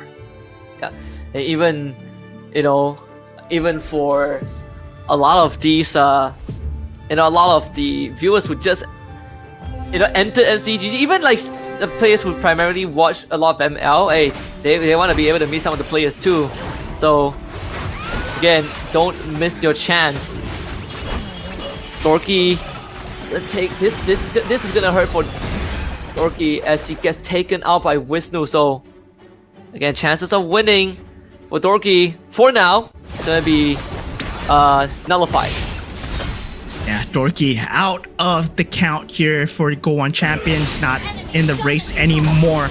Now, 3 champion candidates remain. Jerry falls to 3 HP as Finn falls to 1. And Jerry and Finn, at this point, they're not champion candidates, so they want to take out the champions as much as possible. But right now, only Floxy and Oppo can stop the GO1 champion from being crowned here in this game 5. Yeah, only Floxy and Oppo. I mean, Finn has a chance too, slipping at 1 HP. It's not the end of the road just yet, but it's getting dastardly close to that. Scary territory. I mean, Wisnu looking so healthy. Oh man. Can Finn pull through here? 1 HP, 10 Metro Zero, does not get the 11. As a 3-star saber. Oh no. It doesn't stop here.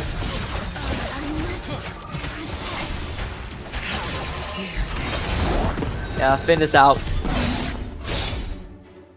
Yeah, this means Oppo, well, finds himself in top 5 contention here as Jerry gets taken out as well. Loses to Floxy's mirror. Now Floxy being one of the candidates to take away the champion candidate's chance to get the GO1 championship. Now Arvin Broby picks up that +1 capacity. So does Floxy. Evo's Oppo picking up that Swift Blade synergy here. You know he has that saber, so it's gonna be more penetration. Yeah, I mean, Ken, Arvin, Broby, and Wisnu, they all have a chance to win. Oh, the Terry Bogard looking so juicy, but Ken doesn't have the economy.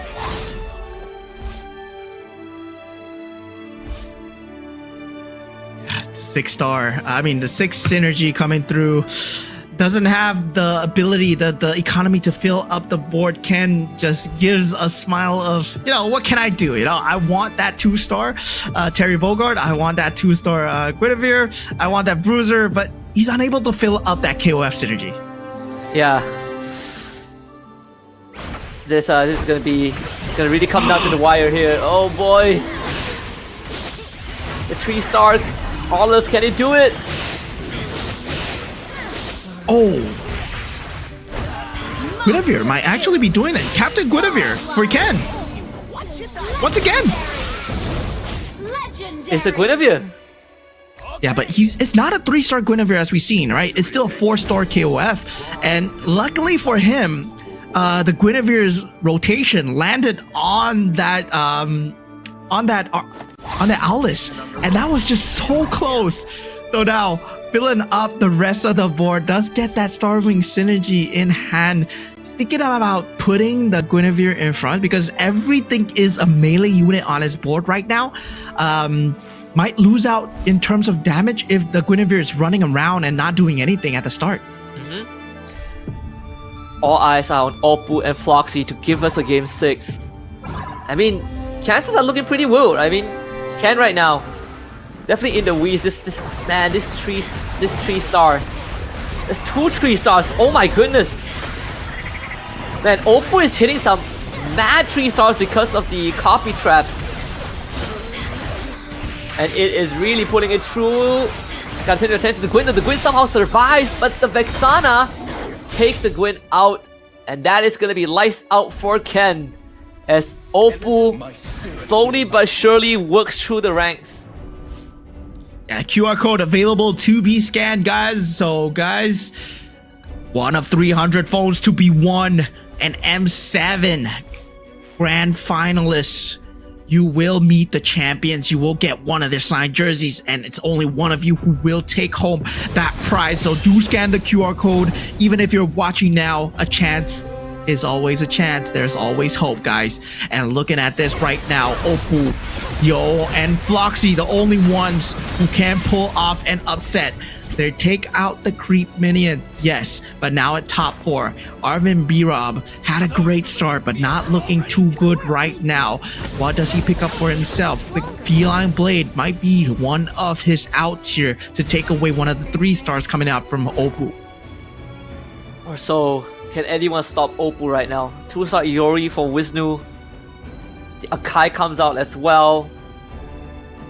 I mean, Oppo is looking in a prime position, and it doesn't help that sure he has 2 3-stars now, but the copy trap allows him to get pieces like this Kadita if it dives in, if the Harley steps on it as well. The trade never ends, but this 6 Stargazer could be the key for Arvin Broby to start taking on the backlines. Now he's gonna be up against Oppo. It's the moment of truth. But the Feline Blade is gonna polymorph the Harley at the start. Let's give the Saber enough time to get on top of the Harley. Yeah, but we see Oppo just powering through at the end. The Harley's not gonna be enough. Arvin gets taken out. Oppo, he might force a game 6 here, guys. Wow, it would be crazy if Oppo wins the whole thing. Right? Just think of how much he had to do to get to this point, finishing last place twice and only having 7 points by game 5, but now having a good opportunity to basically reset the state of the finals to square one. Yeah, Wisnu currently the only champion candidate here. Now, Floxy getting that 3-star Valentina, but Ooh la la. at what cost here? He needs 6 mage. He only has 5. Can Floxy survive this round? Oh, this is gonna be so close. I mean, Floxy survived this round, then sure, right? And then oh well, never mind. He's out. It was a good attempt though, I'd say. Now we see if Wisnu can take care of Opal's mirror. If he can, then there's still a chance for Wisnu to win it. But it's so close, man. This is way too close. Wisnu, extremely close here. The man doing it for his family here. And right now, he is very close. I mean, at this point, I feel that if he puts the itemization of the Haas claws on the Owless instead of the bruisers, he might actually have the sustain to pull through the damage of the Kadita and the Harley. Man, Finn is calling out Wisnu's game. He wants a game 6 too. Yeah, Opal now diverting to that 3 Swiftblade 4 Stargazer, but has that trap put in front of the Xavier. See, he's gonna be thinking about economy as well. He's gonna get a copy of the Barats. The 3 Barats on the way. The biggest problem right now is the fact that this Vexana is constantly disrupting the pieces of Wisnu, and then that's been allowing this Harley and Saber to pick off the crucial target. Yeah, but this brings them into the next carousel, right? 23 damage. Wisnu still has an out, and that is to get the itemizations or to get a 3-star Vexana. Not gonna be getting anything here. He does pick up the Bruiser synergy, so this means he can make the Owless a Bruiser. So now suddenly that Owless that has been splitting into 2, it becomes a Bruiser synergy as well. So yeah, this might be trouble for Opal here. So Opal has to watch out. Yep. 4 Swiftblades. He changes it to 6 Star Wings. The 3. I mean the blessing is still there. This 3-star Kadita too on the board. I mean, we saw Opal we saw Opal have smirk a little bit.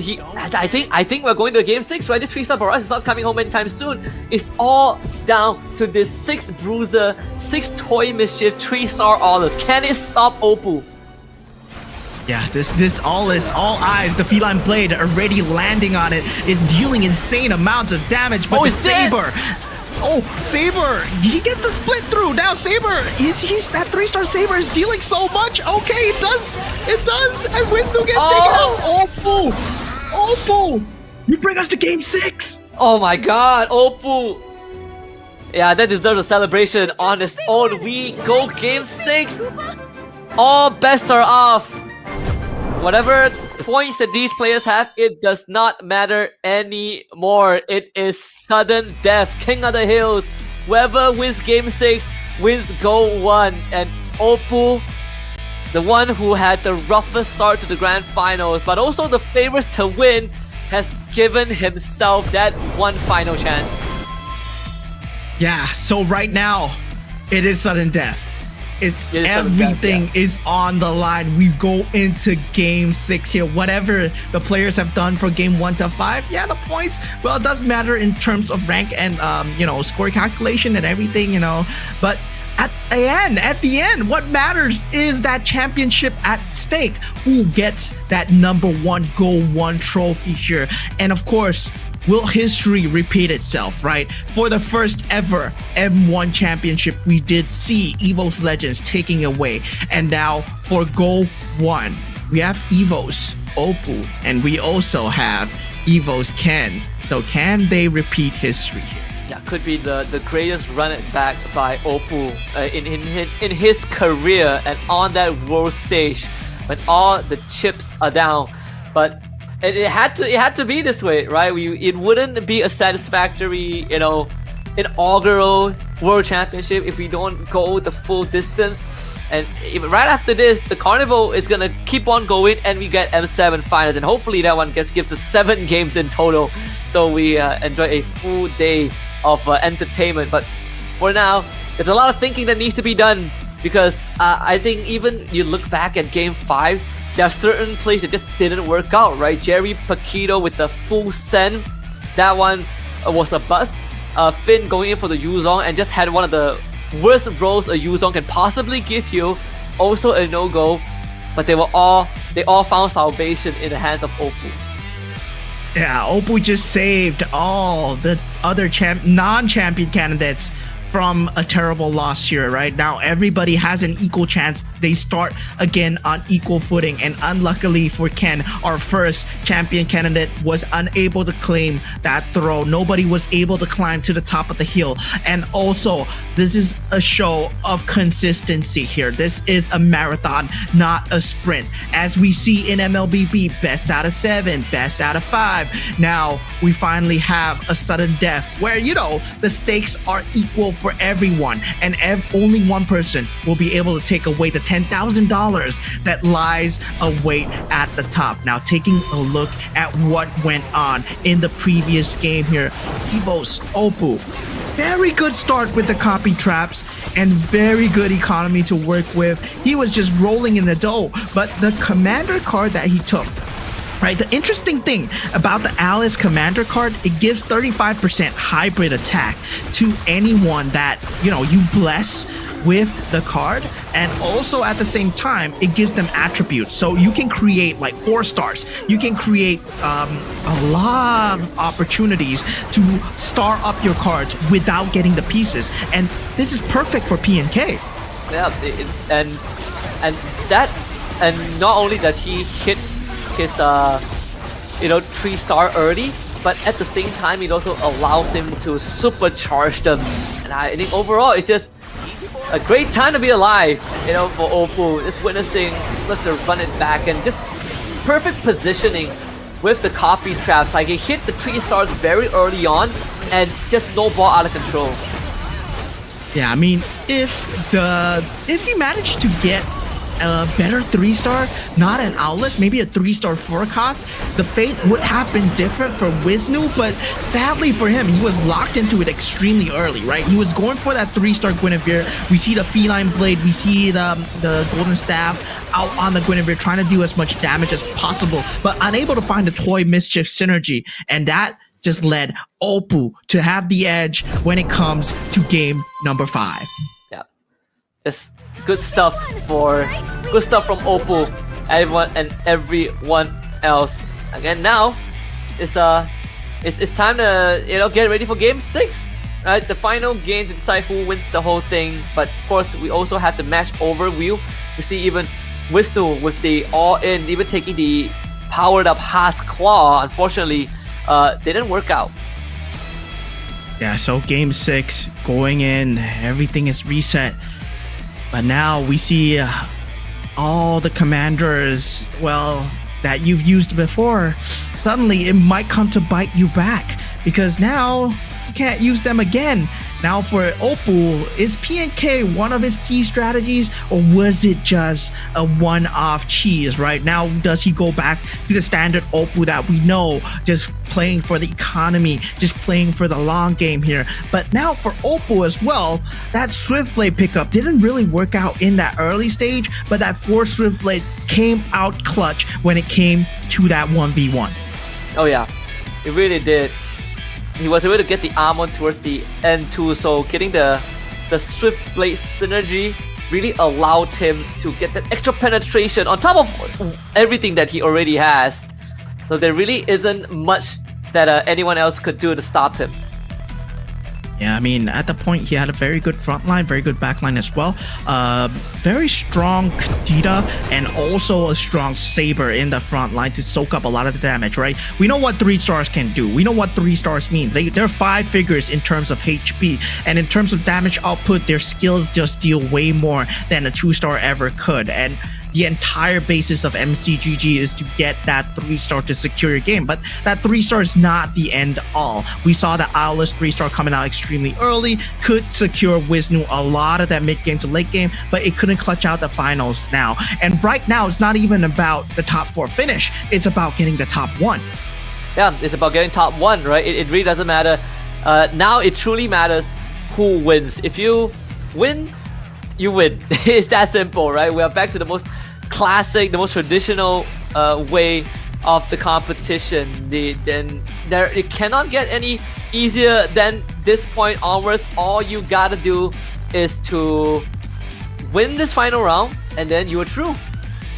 Yeah, so right now, when we talk about sudden death, we need to think about what are the end game strategies that we are going to see from these players, right? We have not seen an ultimate synergy so far. What an ultimate synergy means is, the 10 synergy, the 11 synergy, the ones that's coming out, where it really seals the deal for you, right? Your stats go way over the head because you get the great blessings, you get the great crystals. That might be coming out because, players might go for these kind of cheese to secure the game for yourself. Because when you get an ultimate synergy, suddenly everybody else just pales in comparison. The 3 stars doesn't matter. But speaking of ultimate, these are the ultimate winners of our phones. And guys, congratulations to you because you guys are walking away with a new phone. Yeah.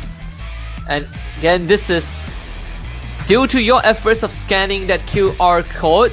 Thankfully, Oppo gave us a round 6, so I believe there's one more round to play with, right? To get that QR. So if you didn't win this game, don't worry, you got one more chance to do so. And of course, we'll be announcing the grand winner of the prize here on stream as well. So do stay tuned. Do look out for the QR codes that will be coming out within the stream itself. So guys, look forward to that and make sure to follow us on our Magic Chess Go socials as well to find out. But looking at the grand prize, it's gonna be none other than Monarch. Wow, congrats, man. You stand a chance to meet either Alter Ego or Aurora PH and get one of their signed jerseys as well. Yeah, congratulations to Monarch. You are now the luckiest person ever. That's what I gotta say, right? You get to meet and greet the players, and not only that, you also get to get a signed jersey from the N7 champions, which we don't know who they are just yet, but we will find out later tonight. So there's so much things to look forward to, and for the rest of you guys out there, congratulations if you are one of the winners. Yeah, the GO1 trophy awaits here. This is the final game. This is the culmination of the entire hard work of MRS3, MRS4. These players have gone through so much. The C games, the group stages, the semifinals. Now we are here live at the M7 Carnival to crown the first ever champion of the GO1 championship. And it wouldn't have been possible if Oppo didn't bring us to this final game. And now it is all for the marbles. It all starts with the draft. Let's see what these players have in mind. Yeah, the very last draft that'll be coming out. The Luoyi being picked up straight away. And it seems like, he's like, I'm going for number 1, huh? I'm going for Luoyi this game. And right now, we have the Fanny being picked up by Jerry as well. So, this is the ranks. The previous game doesn't matter, but the commanders do. And Popo and Koopa coming out for Finn. Oh, okay. I'm liking this, Finn. Popo and Koopa was what gave us that eye opener during the semifinals. Now we get to see it again. Is the Popo and Koopa what's gonna give Finn that win? Because his approach was incredibly creative when we first saw it. Yeah, Arvin Broby went for the Yuzong and also for Floxy going with the Kagura here. Getting that shield early, that's gonna be a really niche strategy. And also the Lunox coming out from Wisnu. Wow, guys, everybody's going crazy here. But we have the cut and cookie cutter, the build coming out from Oppo here, going for the Gushin, getting the crystal, not going for the gamble in the last game. Everyone is basically going big or going home right now. And I'm liking what I'm seeing here as they prep for the final game of this GO1 finals. Yeah, finally, we are gonna see who gets to go home with the GO1 crown, who gets to go home with the $10,000, and who is gonna be our first country's representative of the GO1 champions here. Will history repeat itself? M1 champions were EVOs. We got two guys from EVOs right here. I think this is what they were aiming for, and now Oppo, he just sealed the deal. We saw what's he capable of in Game 5. Right now, Game 6, will he show his full potential? Yeah, and if anything, it can is it going to be the unorthodox playstyle of Jerry that's gonna pull him through, or is it going to be Arvin Broby? Is he gonna fall back to the same playstyle like everyone talked about, and or is Oppo gonna give us another miraculous round? Yep, I mean, at the start, we are looking for a lot of the late game strategies now because everyone wants to go for the throne. So we need to start looking out for bruiser builds. We need to start looking out for Toy Mischief builds, Luminexus, Marksman builds that secure the end of the game. Here we go, ladies and gentlemen. This is the final game of GO1. It all comes down to this. Whoever wins, whoever finishes first will become the champion of the inaugural Magic Chess Go World Championship. Yeah, straight away. First up, the Go-Go cards. The Commander Go-Go cards have been picked up. Floxy going against the grain, picking up the Karina card here. Finn with the Popo and Koopa card. Oppo, Gushin. Now Jerry. Wow. That is a Harley card that I'm seeing out of Jerry, and Jerry is gambling hard indeed, because what this does, it opens up that forecast shop. It gives you ability to get the forecast, and Jerry really loves the Granger because he picks it up straight away. Yeah, instantly gives himself the 2 Swift Blade synergy too, so that is gonna get him a hit. If he plays his cards right, it seems like he has a dang good chance of making that happen. Now at this point, we start to see the main synergies starting to build up here. Right now, we start to see what players want to go for. Soul Vessels being that early game choice coming out from the side of Floxy. And meanwhile, for the rest of the players, we have not been able to see just yet. But for Jerry, we do know that he's going for that Granger build. Yeah. Here we see the Karina Twin Blades on the Aulus already. So, 2 Toy Mischief, 2 Scavengers for Floxy. We just see Finn scouting out his board just a little bit. It's Popo and Koopa. If there's anything we learn from it, is you're not too worried about the early game, but if you get a good early game, it accelerates you as well. People getting, high cost pieces indirectly benefits you in the long run.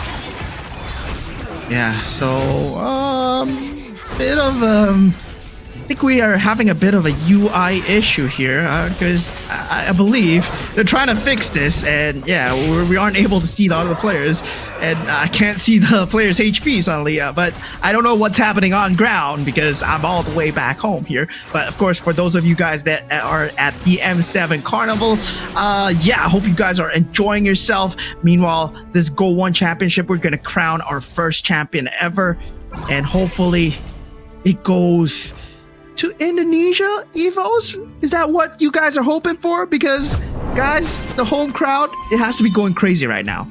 Yeah, I mean, it would be quite a story to tell if it goes to EVOs.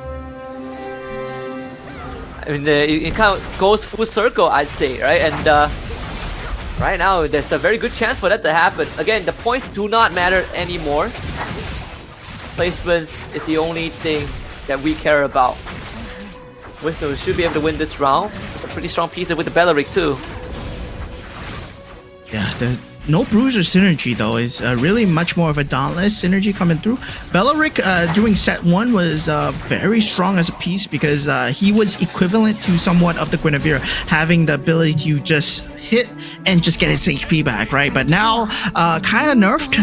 but still has that similar kit. Now, going into that first carousel, we see Finn being first up for grabs. The Hanabi Terry Bogard is up for grabs. These are really pivot pieces, but Finn goes for the glowing wand, and Arvin Broby picks up the Hanabi as well. Valentina being picked up by Oppo. No one goes for the Terry Bogard so far. And yeah, that's going to be it. 2 4-cost pieces being picked up. Jerry not finding anything that he needs as well. Yep.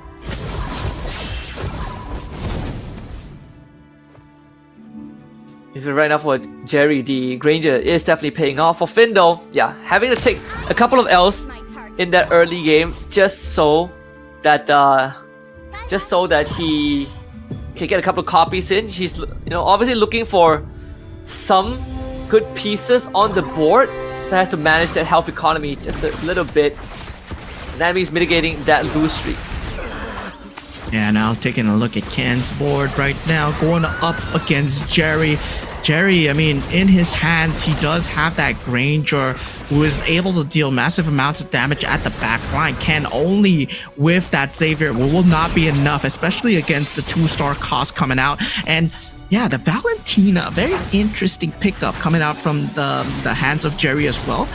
It seems like he's leaving himself an opening for that Stargazer mage build that he is so, he leans towards it a lot. He's the only one that goes for the Stargazer mage build, and yeah, it works out for him. Yeah. I can't get more excited. Yeah, see the double copy traps put there, put right in front. It seems like, this is what we saw him do previously as well. What we've seen so far this finals is that we have one trap on, we have a weak chest piece, and then we have one trap. But last time we saw Finn play Popo and Koopa, it's the same thing as well, right? You get a double copy right off the bat, just because of that placement. Again, Finn is looking for some round wins just so he could maintain that health economy, but so far it doesn't seem to be the case. Yeah, I think he knew that the opponent's board, it has a Claude, right? He was hoping for that Blazing Duet to land in that copy trap. It didn't work out exactly as he hoped for. And that's a lot on the placement RNG because your opponents are as smart as you. They will switch their placements in the last second. If you're thinking why these players are switching in the last second, that's exactly what they're doing. And meanwhile, now, technological advancement being picked up by Floxy and Dorky, and Vault upgrade coming in from Jerry as well. A lot of eco cards. Meanwhile, Wisnu going for the Death Oracle, which gives him a lot of free rerolls, but at the cost of his own HP, and the Breath of Berserk from Ken. I mean, Breath of Berserk generally symbolizes that you want to go for the Bruiser build here. So a lot of them just prioritizing the economy, but yet to find their key late game builds. Yeah, but that also continues to prove the point that it's all about accelerating the game, right? Like, we started the grand finals with people caring about that economy a little bit more. They make sure that they have a safe and solid mid game, but right now everyone is just, if we can level quickly, we can hit up power spikes faster, that's all that matters. Just a shift in priority. The blessing for Shadow South activated here for Oppo, but it seems like he's not going to be leaning into it fully just yet. Yeah, Ken the only one who's looking to accelerate the game with that Breath of Berserk, right? He wants to secure the mid game way more than the late game, and it does work very well in the late game as well, but the eco cards really secure the late game way better. And between the technological revolution and the vault upgrade, that vault upgrade is way more important because it gives you way more gold to work with. With Oppo, another one around the Swift Blade Valentina too. Even here for Ken, some business scraps put on this barrage, but should be able to pull through against Finn, who still is struggling to look for that win. Yeah, and I'm struggling a bit too because I want to look at the synergies, but apparently I'm being shown the damage here. So yeah, yeah, we do see the Toy Mischief synergy and the Scavenger coming out. Okay, now that it's still not a forced synergy coming out from the hands of Ken so far. So the Breath of Berserk, not really ideal as a card, but feels like he's trying to roll into the Guinevere. He's just not having the luck so far. Yeah. Kind of reminiscent of the previous game on the Yuzong as well. Big risk but low reward, sadly. At least there is the feline blade for Ken, so that's gonna smoothen out this mid game a little bit and give that Barat a little bit more of that agency.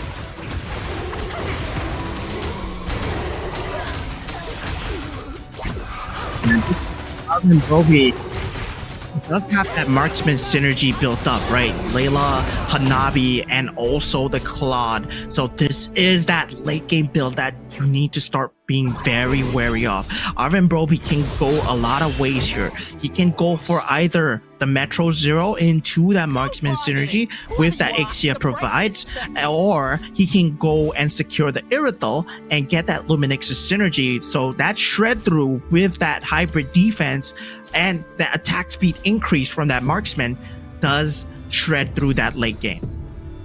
Yeah. Three toy mischiefs here for Dorky too. He's looking for number 4 for now, but there is that 6 soul vessels on the other side for Wisnu. We haven't seen this for quite a while, as it wasn't the most popular mid to late game, but it does get you through tough times if you are able to land the pieces. That's a very good job of holding the fort for the Hanabi to come online as well. Yeah, the problem with the Yijang as well is that it does a lot of damage, yes, in terms of AoE, but it's a set amount of damage, right? It gets capped out, so you want to either mix that with the Swift Blade synergy or the Marksman synergy from the Hanabi or the Amon, and that's something that they are looking for. Now, Finn, still not looking too good in terms of HP. Now, Guinevere is on the board. Ken, he might want to go for it, but instead, he picks up that Weapon Master synergy, maybe prioritizing the Freya instead. He does have that Breath of Berserk that we talked about. Finn going for the +1 cap. Not a lot of game-changing pieces here, but Floxy picks up that Guinevere. Yeah. And that opens up opportunities to essentially go for a 3-star Guinevere again. There's always that line that you can fall back to. And that has been the go-to, right, for our players who, when they want to go for a more straightforward win, and they will go for that the Guinevere to give themselves that win streak. Dorky is hunting for Metro Zero right now, and he's unable to find it so far. He's looking for the Xborg, and he's at level 9, going for the rerolls. He does have the Benedetta. He has a lot of mixed synergies. Currently, right now, if he gets that Metro Zero, it gives him a Metro Zero 9, but he needs the board space to make it work. The Lecto Final Blade will carry him through for now, but at the same time, it will not carry him through forever. So hopefully the luck of the cards and the luck of the rerolls are in his favor.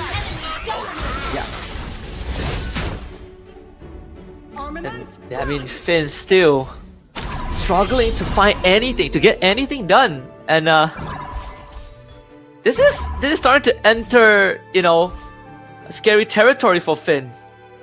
He doesn't really have much time left, and he will not have another chance after this. 21 HP, no 6 synergy as of yet. He was looking for the Star Ring synergy, 15 gold to work with for the roll down, chooses not to do it, places 2 copy traps, hopes that 21 HP is enough with that Beyond the Cloud synergy. He's currently sitting at 34 Thunderstones, not enough for this later stages of the game, but at the same time, nobody's falling for the copy trap so far. I think he got one. Oh, Akai. I think he got the Akai. I'm not really sure. He propped both of the traps. Not really sure which the first one is what, but definitely an Akai. This could be that way back. He definitely needs some powerful pieces, right? Because he don't want to be forced into a spot where he has to start just rolling all of his economy, but he might not have much of a choice now that he's only sitting at 21 health. Yeah, right now Ken falls to 17 HP as well. One of the repeat, one of our first champion candidates. Now not doing too hot, but now going into the creep round as well. We will see the go-go cards coming through. This is Oh, this is the perfect cycle. The gold into that blue, meaning that you can get your HP back. Only Arvin B-Rob with on that Yuzong get the 2 gold. So yeah, a lot of them going for that revitalizing fountain where they want to get the HP back. The rest going for glittering jewels, and Arvin B-Rob going for that last resort. Yeah. And that should give them some breathing room, right? Especially for Finn. He really needs that. Really needs the extra health to work with. The economy, of course, is important, but more importantly is having that health to survive for an extra round. So that brings him from 21 to 24. Excited to get going now. More space for the Popo and Koopa to function too. Going for the reroll here. Ken at 17 HP. Still not able to find that 6 weapon master synergy that he sought out to do. I mean, he does have the Roger in the back line, able to sell out a piece. He's gonna put it in. Is he gonna put the CC in? No, he puts the Harley in, hoping for that 6 Starwing synergy instead. And he's chasing 2 rabbits at this point, and both are escaping. Currently, he does manage to put that 6 Starwing in the end. Yeah. And just saved by the bell here. Then relies on the Hardy. Does have the Cloud Theft device, but unfortunately doesn't give the most reliable items too. Not to mention, with a Saber on top, the Face Warper can only do so much. Yeah, going for 2 synergies and double-edged sword, he could have perished right there. Only on 17 HP, but did have that shield card, so has 1 more round to breathe so far. So that is going well for him. But Arvin Broby falling down to 10 right now. He's the only one without that blue card. That last resort was not enough to save him out. Oh yeah. Looking at some of the lines coming together, this 6 soul vessels still paying up pretty well for Wisnu, you know, in the grand scheme of things. Whereas for Opal, 6 mage, 3 beyond the clouds, and the 4 stargazers also coming alive, and Finn able to survive for another round, so now brings him to 27 health. Yeah, beyond the clouds still only at 8 thunderstones. Opal right now hoping to find that Valentina piece that he so desperately needs. But 6 mage will be dealing a lot of damage, especially if this Vexana keeps going on that rampage path. Now that Granger in that back line is going to be a problem, but does have that Eternal Guard to work with. So Opal, no problem at all in getting through this round so far against Jerry. But now Jerry proving to be a problem as Arvin B-Rob gets taken out of the running on that Yuzong, the last resort not being good enough. Yeah, Arvin B-Rob, no more chance to win this. Just Guinevere on the side of Floxy, keeping him at 94, ever so healthy. Built upon trust. Finn survives another round. That health increase is starting to be more and more valuable for him. But down to this final 7, Ken on his last legs. Point Dorky with only 1 Guinevere to work with. Meanwhile, Floxy has a 2-star Guinevere, but at this point, no KOF Crystal, no crossing of synergy so far. Only 5 out of 6. He's hoping for Captain either Guinevere or hoping for a Bruiser synergy to put on that Terry Bogard. It's Akai. And again, another heavy spin-off. No, let's get executed by the Twin Blades. They need to take out this Guinevere though. That Granger shot, unfortunately not enough to get Winter Crown. Ever so clutch as an item. Floxy continues that win streak. Yeah, Wisnu, I mean, at this point, he has a lot of sustainability, but he has no damage, right? He has a lot of shields. Yes, I mean, with the Soul Vessel and the Dauntless, yeah, you get a lot of chonkiness, but the Mage build is going to shred through. Now, Wisnu, being the first to go, does see that Kyo. He's not going to pick it up. He picks up that Dauntless synergy, so he wants to put his shield either on the Dijang or something else. Now, that Kyo is not going to be being picked up by anyone, so that +1 cap going towards Jerry and Dorky at the same time. Floxy still leaving it to the last second here as he goes for the Iori. Question is, who can stop Floxy? That is gonna be the next question, right? We did float the idea. What if a non-SCA representative wins GO1? Floxy, he is the final and only candidate. EECA on the board, 94 health. Looks almost impossible to lose from his position. Yeah, I mean, these guys, I love the representation coming out from them. Their opinions, their perspectives on the game, very different from the Southeast Asian meta. They have really given us a taste of the commanders coming through right now with the Kagura as well, showing that it's not all about that commander, right? It's all about putting the pieces. But now, Oppo with the magic damage coming out, the Valentina able to shred through a lot of the front lines, but look at the shield coming out from the side of that Iori, and it does pull him through for Floxy. Oh my goodness, Floxy with the perfect board to potentially lift the trophy. He has the bruises, the Guinevere, the Iori with the Karina twin blades, and then TQ with their introduction. But you did say what makes Iori incredibly strong is that bruises synergy. And Floxy still 94 health. Finn taking his first L in a long time, down to 16 on his last legs. Jerry as well. Need to survive this round to get to the creep round, but whoever faces up against Floxy, if it's Wisnu, Jerry, or Finn, they're almost guaranteed to be eliminated. Not interested in the damage, man. I want to see the synergy, and yeah, I mean, at this point, the Dijang has the itemizations, the Golden Staff, the Berserker's Fury, and the Demon Hunter's Sword. But now, at this point, I'm not even sure what synergy Wisnu has. Is Dauntless and Dauntless and Soul Vessel for sure. So we're gonna have to see what comes through from here. Yeah, the Iori found the barrage. Is this crowd going to be enough? Ah, look at that shield! That is some nasty stuff. Negates all the work that has been done by Iori.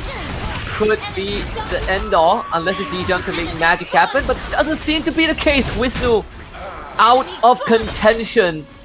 So we are down for final 5. Not yet. Wisnu is still in it. 3 HP. 3 HP? Ooh, 3 HP. The blue card, it saved him. So we still have 6 players in the game. So yeah, that Dijang, yes, with the Dauntless and the Soul Vessel, I think it's not enough. Right now, the Metro Zero build that we were highlighting way before has been fulfilled. Now, I didn't know why the Observer moved out so fast, but once again, now Finn, we're looking at him going with the copy traps. He has that 6-star wing synergy, but he's still looking for that 3-star. Now, with that 3-star on Oppo as well, that Valentina is going to be a problem. But the Beyond the Clouds, he has not maxed out that Thunderstone yet. But it does get compensated slightly with the Swift Blade synergy, the crystal that he obtained earlier on, he put on the Valentina. All for the marbles right now. Oppo, is this the greatest comeback ever? Now he has a chance, right? If he can just tap the Iori and kill it off through that shield of Floxy, that Oppo gives himself a dang good chance. The 3-star Kadita out for Finn too. All the 3 stars out at the right time. 99 stacks on the Thunderstones. Yeah, Finn actually has a chance with this, especially if he gets one of the mage synergies or one more Stargazer synergy, right? He's looking for that +1 cap. He's currently at level 9. He does not have the economy to level up, so he's not going to get it now. But at the same time, that 3-star Kadita might actually stall the time to bring him there, because he's gonna win. He's gonna win Floxy. Yeah, Kadita. That's the build that we've been looking for. Has the Winter Crown too, so nothing to worry about. The Hardy also gets the job done. Floxy finally gets dealt a blow. So this is Finn's chance right now. He's staring at the GO1 throne. At the same time, Dorky is also doing extremely well for himself. Has almost a very similar build, right? But the Beyond the Clouds still at 66 Thunderstones. He does not have the 3-star that he needs. The Harley's the only one. Now staring down at the 3-star Granger, does pick it up. But will this be enough? I mean, this is a Starwing synergy. The itemizations, it's not Granger focused. Yeah, it's not there. He doesn't have the items for Granger. And Floxy is looking for a 3-star Gwyn right now, and that could be the game changer, and he has plenty of health to do so. He can definitely survive the next 2 rounds and then go into Carousel, and maybe that's where he would come online. But for Finn, it's a long way to go. Let's see the 3-star Granger. Is it enough to deal with Finn? And right now, Finn with that 3-star Kadita still out on the board. The Granger dealing so much. The Thunderstones actually dealing a lot of work. And yeah, that 3-star Granger proved to be the game changer here. Finn now on 5 HP. Dorky pulls it through. Yeah, the 3-star Granger making all the difference, and Nerf starting to get to Dorky too. Takes a sip of that water. Finn, oh man. We look back at the Go-Go cars. Go-Go cars, the healing fountain was exactly what Finn needed to get to this point. Is it too little too late though? He needs to survive the next round. We know he can deal with Floxy. We know that Floxy and Oppo are contesting the 3-star Gwyn. He just lost to Dorky. He might go up against Oppo next. At this point, Oppo still trying to hang on here. Doesn't have much except that 3-star Valentina. So that mage build not fully complete, but it might just be enough. That 3-star just chonkiness might be enough to carry him through. But the 3-star Freya, it might be coming through now. Finn. Oh, Finn survives. Oppo hands on his head.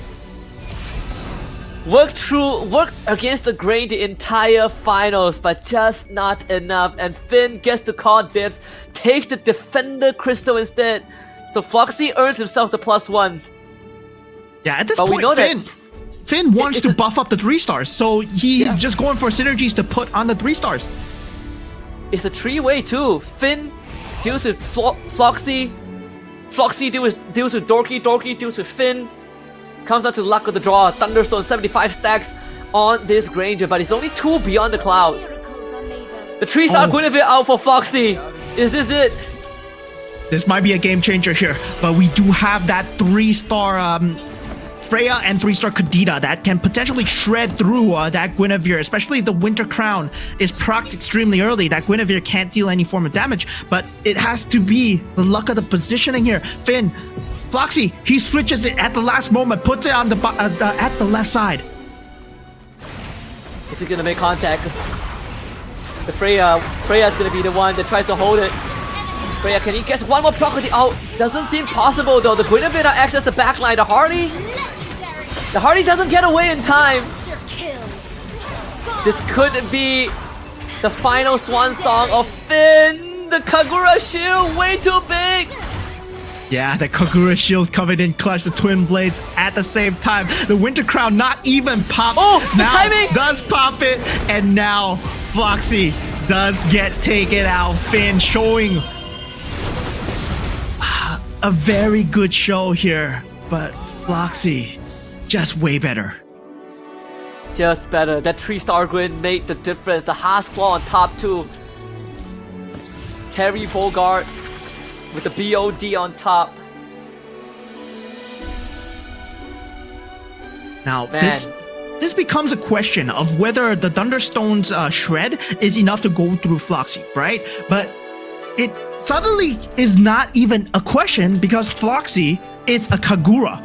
And who expected this? Game 6, a Kagura with that shield, with that hybrid defense, just being that main factor that actually affects the state of the game. And once again, the genius switch up to put the Guinevere right in front of that Saber to take him out.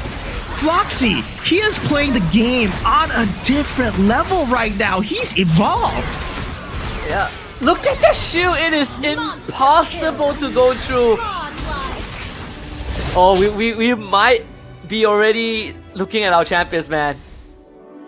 Okay, so Dorky has an out here, right? Dorky has an out, is to get another feline blade or to get that ultimate synergy. So he still has HP to work with. He still has one more round.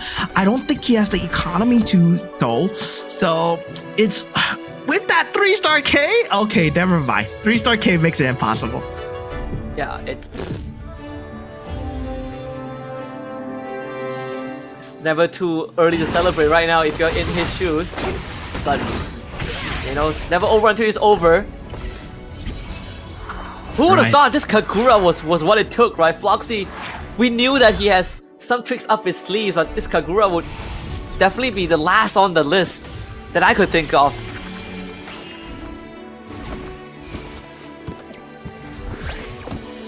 I mean, now it boils down to the last fight here. The Kagura shield just standing tall on top of that 3-star Guinevere, who knew that it would be coming full circle back to the 3-star Guinevere, right? We saw all kinds of strategies coming out. Popo and Koopa securing us this game 6. Now the culmination in the sudden death. Can Floxy do it? Can Floxy take home the GO1 crown for himself? It's very possible. I mean, Floxy, unless someone can get through this Gwyn with like 10,000 HP, this Gwyn against the world. Saber holding it down. The Granger goes to work. Winter Crown proc. There might be a chance for Dorky to turn it around.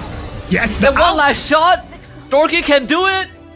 Dorky, the itemization switch. We said that he didn't have the itemizations for the Granger. Granger needs attack speed. That golden staff from that Lord round might actually change the tides here for Dorky. Now what Floxy needs is more meat shields. He needs more 2 stars. He needs to start rolling down. And Floxy, well, he's still looking at it. He knows that he has the HP to work with. He's thinking about his next move. Do I go for the synergy? Do I go for the 2 stars? Do I deal with the Granger? That's one of the 3 possible options for him to take the route right now. We get... Man, Floxy came so far, but is this where it ends here? He has to somehow find that Granger and take him out. The K, not enough. But the repositioning might be though. The Gwyn now on top of the Granger. Granger is dead. Edith to follow. One last round. If Dorky survives this, we go to Carousel, but if not, then Floxy lifts the trophy. Yeah, Floxy at this point does get that 2-star Terry Bogard. We said that he might be starting to go for all in here. No, he chooses to keep the economy at 20. He's kind of keeping it safe, playing it safe, knows that he's on 30 HP, doesn't need to roll, doesn't need to force anything, knows that his opponent is at 0 gold right now. So Floxy doing an extremely good job of keeping discipline. Can he win out? This positioning war here is gonna be like a thumb war if he can find just where the Granger is, if the swap comes in at the correct time. Last second, swap once again. In front of the Granger. Oh boy. The Gwyn's gonna walk straight to the Granger because there's nothing to stop him. Oh. Gets distracted. Turns left. No way. Turns left. The Saber is already dead. The Gwyn is on top of the Granger. The face warper is not enough. Granger's dead. Not enough. It's not enough. Guys. Floxy has done it. What a story. What a story. Floxy securing the GO1 World Championship all the way from the EECA. TTTS Floxy. This man has been low-key, chill, but lethal. And we said it. He is lethal. When he strikes, it goes full circle back to the Guinevere. And now Floxy, his name is etched forever in the Hall of Champions here at GO1. What a story from Floxy, all the way from across the globe, from EECA to Jakarta. Floxy is your first ever Magic Chess Go-Go World Champion. Yeah, today we just didn't even witness a tournament. We witnessed the birth of a new legacy. And congratulations, as he will be going to pick up the GO1 trophy there. It's stoic as always. I mean, he has such a good economy, right? Like 94 health, so much to work with. But for now, to officiate the awarding ceremony, we are honored to invite our VIP representatives, Mr. Gao Chong, the producer of Magic Chess Go-Go from Wuntan, to join us on stage and present the championship medal to our winner, Floxy. Yeah, I mean, this man from the maker of MCGG himself, and he will lift the trophy and, of course, take a picture with our champion from the EECA here. Our first ever GO1 tournament and our maker of Magic Chess Go-Go. What a moment in front of the Jakarta home crowd. Half the grand finalists are the home trial favorites, 4 out of 8, and yet it was Floxy who defied the odds, who defied the narrative of SEA power to come out on top. Your champions of the Magic Chess Go-Go inaugural World Championship, Floxy.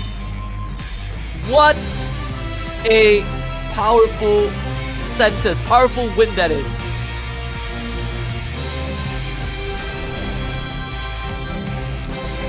Done? We're done? What? Huh?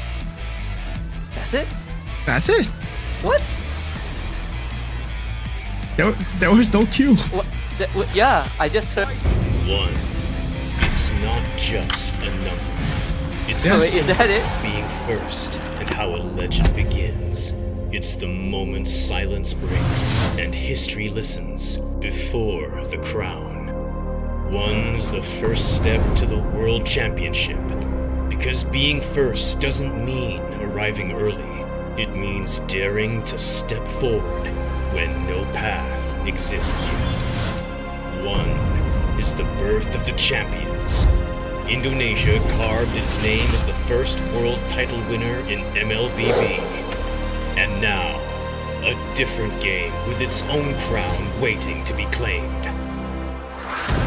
From there, we start with one dream. A father who risks it all for his dream and to make his child proud of him. One medical student who chases his dream not just on stage, but in daily life. One man's dream to improve the life of his family and to be a streaming star. One who shouldered the dreams of the EECA division with his chill personality. The man who carries his brother's dream to the stage and makes him proud. One who chases a dream not just for himself, but for the father he lost. One who dreams to be more than just another guy, to be a world champion and a leader.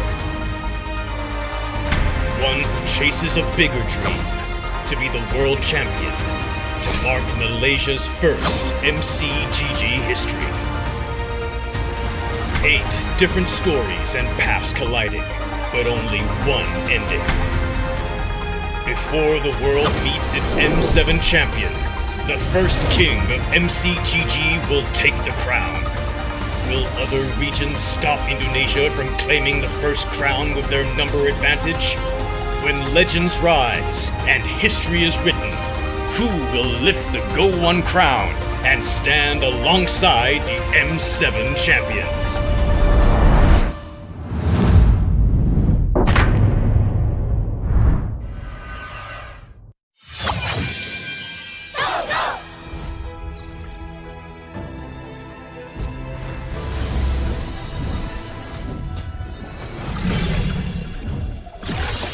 Rise beyond greatness and reignite the star.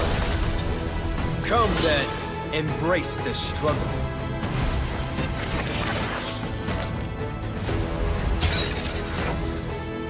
Hold on. Let it become your strength.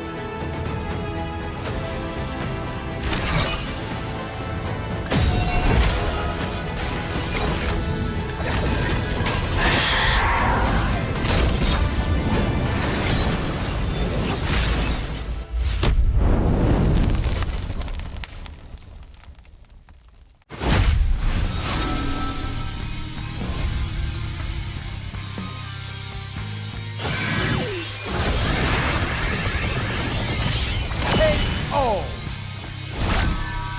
私たちは負けないわ。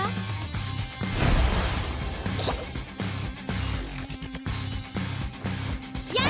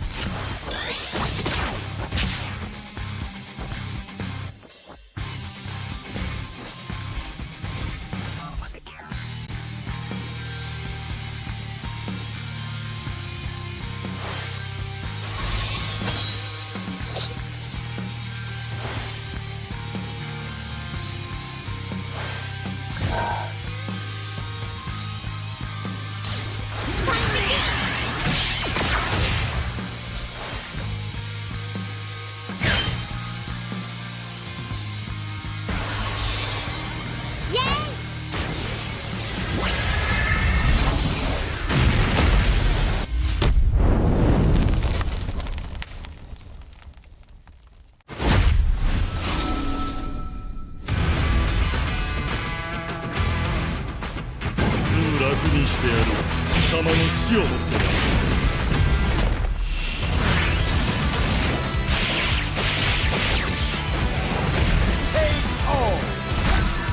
俺が怖いのか。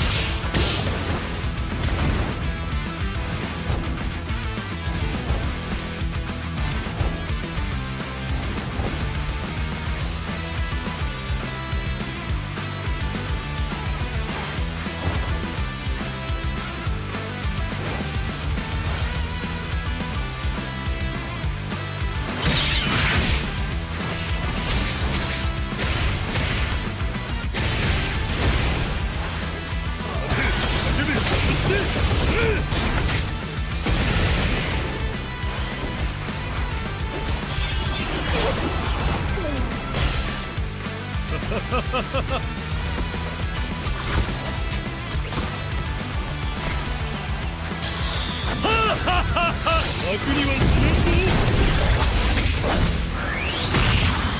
KO!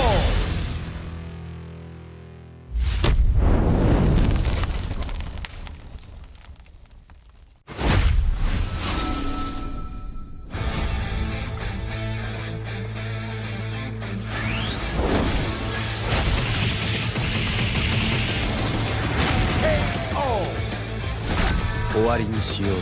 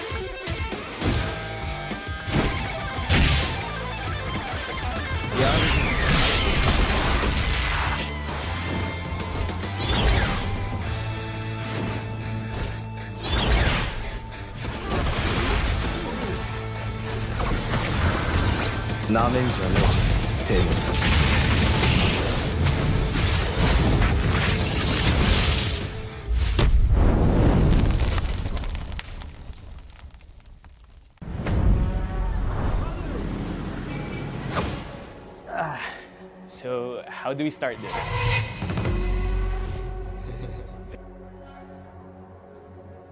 The ingredients for winning the MCGG GO1. It is You have to play with whatever the system is giving you. Luck opens the door, and it's the skill that kicks it wide open. And now for the players. We have Finn, Mr. Confident. Jerry, the RNG God. Opu, Mr. Go9. Dorky, Mr. Rage Bait. Floxy, Mr. Chill.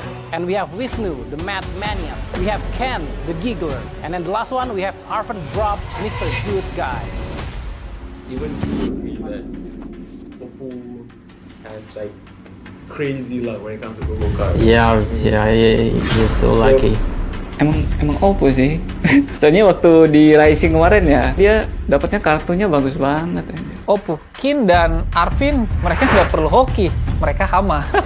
Lu tunggu gua di final sih, Nu. Kalau ngomong hoki-hokian, nggak mungkin gua sampai di sini kedua kalinya.